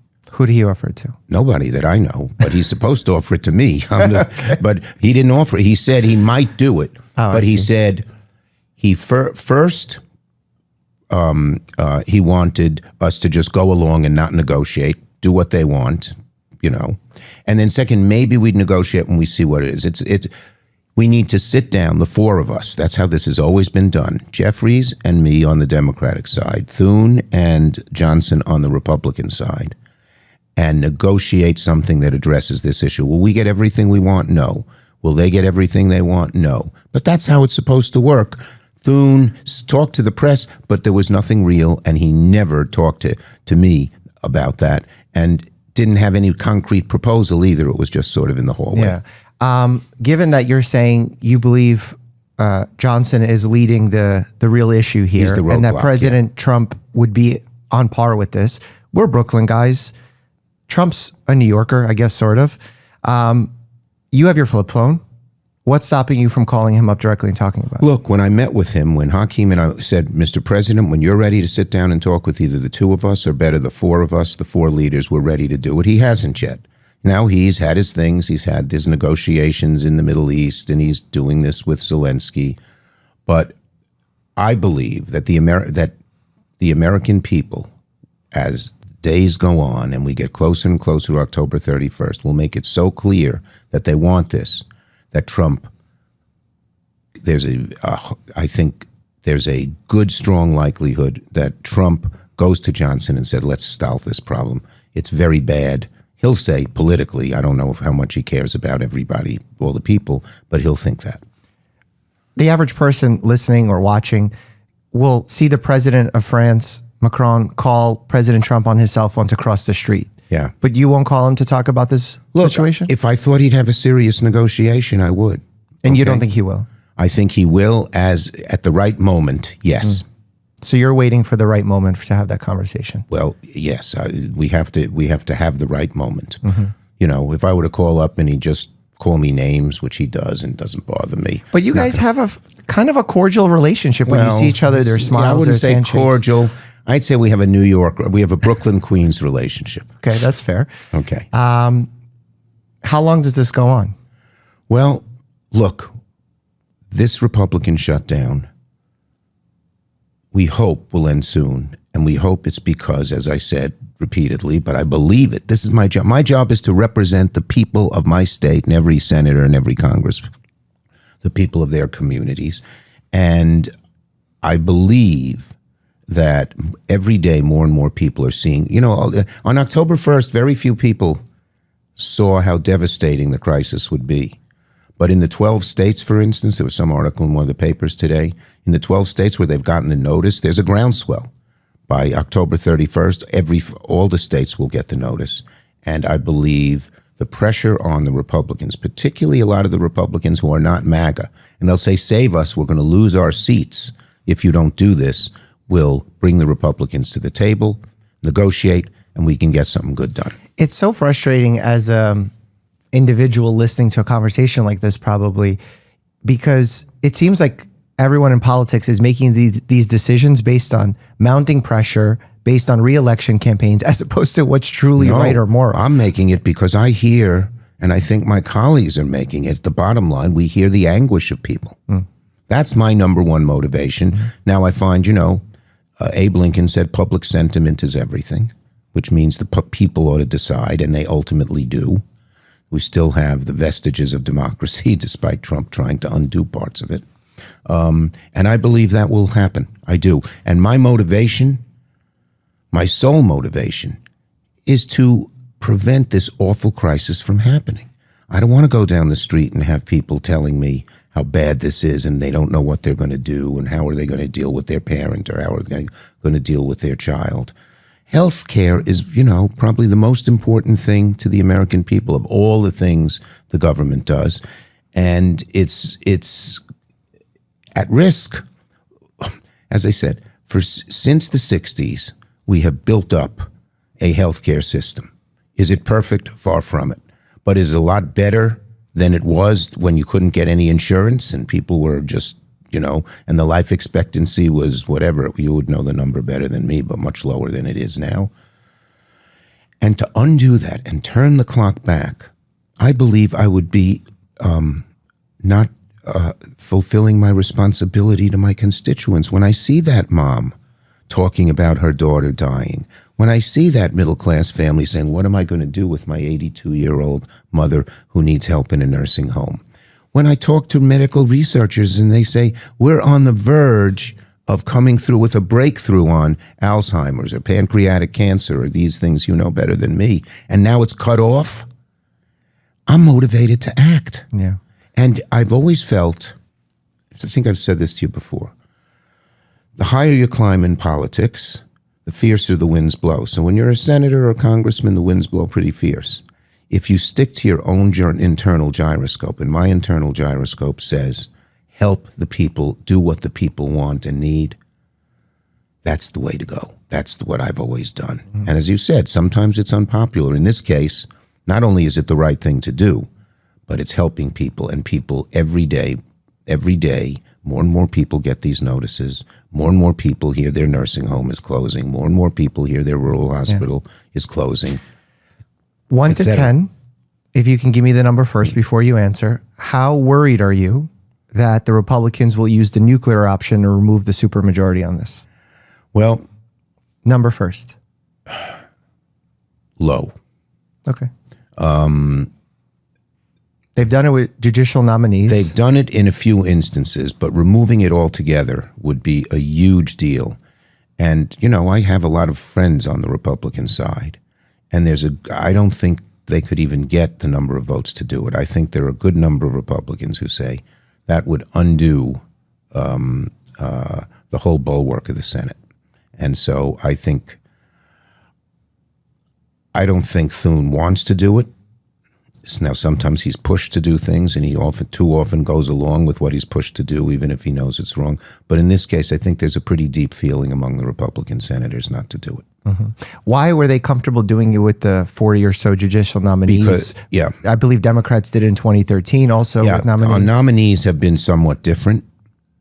And I think this would be on the most major issue facing us. To do this in a way that would affect all future legislation is way beyond what happened with nominees, as bad as that was. Mm-hmm. You made a video recently on social media basically saying that Johnson is more worried about the release of Epstein files rather than what's going on in the emergency rooms and hospitals. Was that just politics, partisan theater, or do you really there's mean something really going on here? Okay. First, everyone wants the Epstein files released. It showed leaders of our country and government doing all kinds of very bad things and then covering it up. So even the MAGA people, you have so many of these MAGA people getting out and saying they should be released. Okay. Johnson would not release it. Trump wouldn't want it released. And Johnson, I have found to be a very political animal on most of these things, or too many of these things. And he's from a very conservative district. By the way, his district, this is another thing, his is one of the highest districts in losing healthcare dollars in the country, because Louisiana doesn't do that much for healthcare. Anyway, so there's something called, it's very arcane, but it's called a discharge petition. And if you get 218 a congressman to sign the discharge petition, it has to come to the floor, and then it would pass. Okay. There are now 217 who have signed it. And there's a newly elected congresswoman named Grijalva from Arizona. Her father passed away, and she was just elected to the seat. And you bring up another point that I got to make. If she is seated, there's 218, and the whole Johnson and the whole Epstein files are released. I have it in the video that we talked about a minute ago. That's one of the main reasons. The point I should make now is Johnson has not had the House in session for 3 weeks. How do you negotiate a deal if none of them are around and no one's talking to each other? Why? First, because he's afraid of bringing this to the floor, and he thought he could bamboozle us into doing it. But now he's seeing they've had 10 votes. In each case, it's been the same vote, and they keep doing it over and over again. But second, he's afraid of the Epstein files, because if he brings the Congress back into session, he's going to have to swear in Ms. Grijalva. It'll be 218, and the Epstein files will be released. So he's got both those things going. And it's despicable, it's disgraceful that here we have this healthcare crisis. Here we have people really going to suffer and die and be sicker longer. And well, what's the best thing we have? Our health. And he's doing this for political purposes. So yeah, I did this video to knock him a little bit, to put a little pressure on him. Mm-hmm. One of my friends the other day asked, isn't the reason that this shutdown is ongoing because Senator Schumer is afraid of AOC primarying him and he wants a distraction? Any truth? Zero. I'm doing this because I think it's the right thing to do, period. Mm-hmm. What do you tell the general public who's frustrated with losing trust in our nation? I mean, when the government shut down, that can't bode well for other nations taking us seriously. Right. What reassurance do they get? If we succeed in dealing with this healthcare crisis, I think people's faith in the country will be greater. I think if we don't deal with this crisis, the people will be even more distraught. They'll say WTF at the dinner table, if they're allowed to say that at the dinner table. And they'll say, this is the most important thing to me, and they couldn't fix it. I mean, again, it appalls me that Republicans would rather shut down the government with the harm it causes. We hate the shutdowns. I've always not liked shutdowns, as you talked about my earlier vote, months ago, before this healthcare crisis started. But they're going to say, they're going to say, how could they let this happen? Especially, it's not doing something new. The difference here, we're not trying to take something away. We're trying to just keep it as it is. And as it is, as I said, could always use improvement. But going back to where we used to be, with no health insurance for tens of millions of people, is awful, horrible. So if they do make this concession and they join you, would you give them credit for doing so? Yeah, sure. Yeah, the three issues that Republicans and I think a lot of Americans are really concerned about: wars, the budget, the fact that we're so in debt, yeah, exactly, and illegal immigration. Given that the policies have changed so abruptly, targeting those perhaps who are here illegally, there's less incentive for people to come here illegally, and there's been decreased illegal immigration happening under President Trump. Do you give him credit for that? No, what he's done on immigration, I think, is wrong, and he's done it in a vicious way and also a haphazard way, arresting people and sending them without due process. We have due process and process of law, so I do not. We should have a good, strong immigration bill, and actually we came up with one last year where there was a bipartisan bill. It would have stopped illegal crossings of the border, would allow more legal immigrants to come into the country. And it had the support of a lot of Republicans, even Thune. And Trump said, he wasn't president yet, don't do it because I want to do it. Mm-hmm. He has not fixed this system at all, okay? Thinking about the deficit, them trying to fight back and push on this healthcare spending, trying to lower the deficit, is there any rhyme or reason to cutting the deficit through focusing on healthcare cuts, given the fact that our healthcare system is so bloated? You know why they did it? Okay, I'm glad you brought this up. Where did the money go in this budget where they cut $1 trillion from healthcare? Tax cuts for billionaires. Now, I'm not against billionaires. Billionaires are like the American dream. There are some poor people in America who start out poor, work their butts off, and they get to be a billionaire. I'm not anti-billionaire. But they don't need a tax cut, particularly when it comes with such devastation. But they have a small group of very wealthy people, billionaires, not, newly made billionaires, who don't want to pay taxes. So one of the shibboleths of one of the watchwords of the right wing is we got to lower taxes. But who are they lowering taxes on by and large? The richest people in America, who have a lot of political clout because of the money in politics. So Yes, the deficit is real, but the number one reason that they did this, was to give tax cuts to billionaires. That is far less important than saving the healthcare system. What's your relationship like with these billionaires and these billion-dollar companies when they come for your re-election campaign and they donate $250,000? What do you say to them when they want you to go to bat for them as opposed to your constituents? I say, if you're right, I'll agree with you. If you're wrong, I won't agree with you, period. And that's what I've done my So whole that's all they career. get when they make a donation? They get me to give a fair look, but nothing more. And then the final third of that conversation is about war. Do we give President Trump credit for creating peace in Gaza? Well, look, I have always, and I've been critical of Netanyahu, as you know. I have always said what we needed above all was a return of the hostages. Mike, I flew to Israel. I'm the highest ranking Jewish elected official in America. And right after October 7th, a week later, I was the first elected official to fly there and tell the Israeli people, we have your back. And I met with the parents of people. One lady showed me a picture of her son, like 11, 12 years old, on a motorcycle, grabbed by these Hamas thugs, waving goodbye to her. She was waving goodbye to him. That picture stayed in my head every day.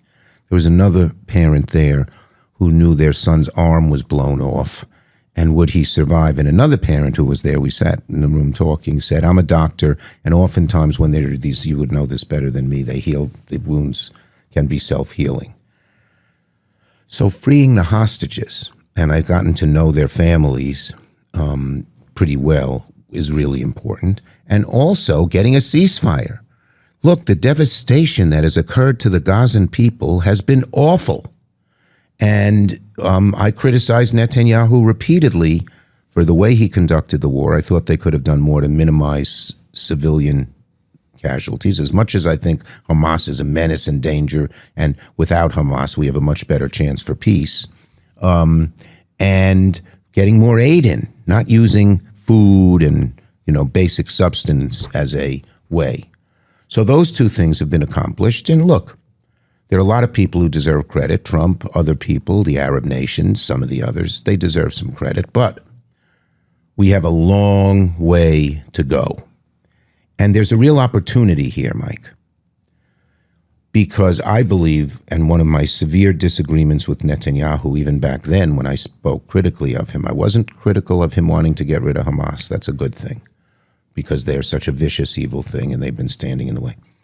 But to be for a two-state solution, the Saudis want a two-state solution. The Saudis say they're willing to come in and rebuild, a lot of the devastation in Gaza, put in help with their financial resources, their being the leader of the Sunni Arab world, and their wealth, put in a moderate Palestinian entity that maybe 5 years from now or 10 years from now could govern in a Palestinian demilitarized state. That's the hope. So we have a long way to go. But the door has been opened by this first agreement, where a lot of people deserve some credit and pats on the back. But we got to keep at it. And one of my jobs will be to be pushing everybody I know, whether in Israel, in the Arab world, or Trump administration, to not stop here, because we could revert back to the old way, but to get this two-state solution, which is going to take a lot of work and a lot of effort and a lot of compromise. But ultimately, if we could get two states, this 75-year-old traumatic war, and I so believe we need in Israel, could actually bring some stability finally to the region. Yeah. As a doctor, I worry about the aid that is now perhaps not being sent to Gaza to the people that are in this war-torn area. So I hope that continues. Yeah. Because that's suffering for children, for families. That's absolutely devastating. Yes. The reason why I just wanted to explain why I'm pushing so hard to give credit where credit's due at times. Yeah. I know it's difficult in this political landscape because everything can be weaponized. Every soundbite can be weaponized. That's the era we live in. But I feel like the general public is getting tired of these gotcha, taken out of context, AI, deep fakes. Yep. They did one on me. Trump just did one on me. I saw the yesterday. Republicans yesterday put out a video. They always want to come up with some diversion as opposed to, anyway. Go back. So the reason why I'm saying it is because I feel, and I've been quite vocal about this for the medical organizations in my world, AMA, AOA, Yep. whatever alphabet soup you want to throw in there. The more we can be honest, transparent, even if it looks like it's weakening our position, long term, I feel like it fortifies trust. Yep. So that's why when I'm giving you these three scenarios, perhaps that we could say President Trump is doing some things well, so that we can come together a bit more. In my statement, I gave credit to a lot of people, but I included Trump. Yeah. Which some people refuse to do. And I got some criticism for it, but so be it. How much are you in agreement with your party on the current state of the shutdown? Bernie Sanders? Everybody's on board on this from one end to the other. That's why they've had us vote 10 times. You know, they thought they could pressure us, bamboozle us, threaten us, and they haven't. And the vast majority of my caucus and the vast majority of the House caucus is, and the reason is we have been very proud of building up the healthcare system and letting people get decent healthcare, and we don't want to see it undone, particularly and in one fell swoop like they did. So we feel, as I said, it's a moral imperative, it's a people imperative above everything else. No effing way, as you said. Right, I said that. And you got a lot of positive feedback from your party that you're standing up for this issue. Is there anything within the party not related to the shutdown that you guys are having disagreements about right now? Or is everyone on board fix this healthcare crisis first? Well, you know, I think there are some people, I think overall we want to fix it first. Everyone agrees we ought to negotiate. Now look, a negotiation, when the Republicans realize that they should sit down and talk to us, and Johnson realizes he ought to bring Congress back. You know, I tell people federal workers are working and not getting paid, and House Republicans are not working and getting paid. Federal workers are working and not getting paid. House Republicans are getting paid and not working. So I think we all agree that we should have a negotiation. Once we have that negotiations, there may be, you know, some people may want a little more, a little less. But we have to solve the problem. Yeah. That will be the watchword. Well, Senator Schumer, I appreciate you taking the time to debunk all this misinformation, set the record straight. To conclude, I'd love if you will, and feel free to pass if you're not comfortable doing this, to our camera here. Pretend you could send a message to President Trump. What would you like to say to him? He's listening right now. President Trump, the American people are suffering because of the cuts in the so-called big, beautiful bill. When I saw you, you seemed to understand, there was body language and all of that how bad this is. Get Johnson and Thune and perhaps you to sit down with Jeffries and I and negotiate a real way to get out of this terrible problem. Senator Schumer, thank you so much for your work. Great to be here. Thank you. We've done some good things together. Huge thank you to Senator Chuck Schumer for making the time to speak with us, to speak with you, because these issues really matter, and telling it like how it is very valuable. But you know who doesn't tell it like how it is, scientifically accurately or otherwise, is Secretary Kennedy, RFK Jr. Check out this video where I talk about all the dubious medical claims that he frequently touts, and as always, stay happy and healthy.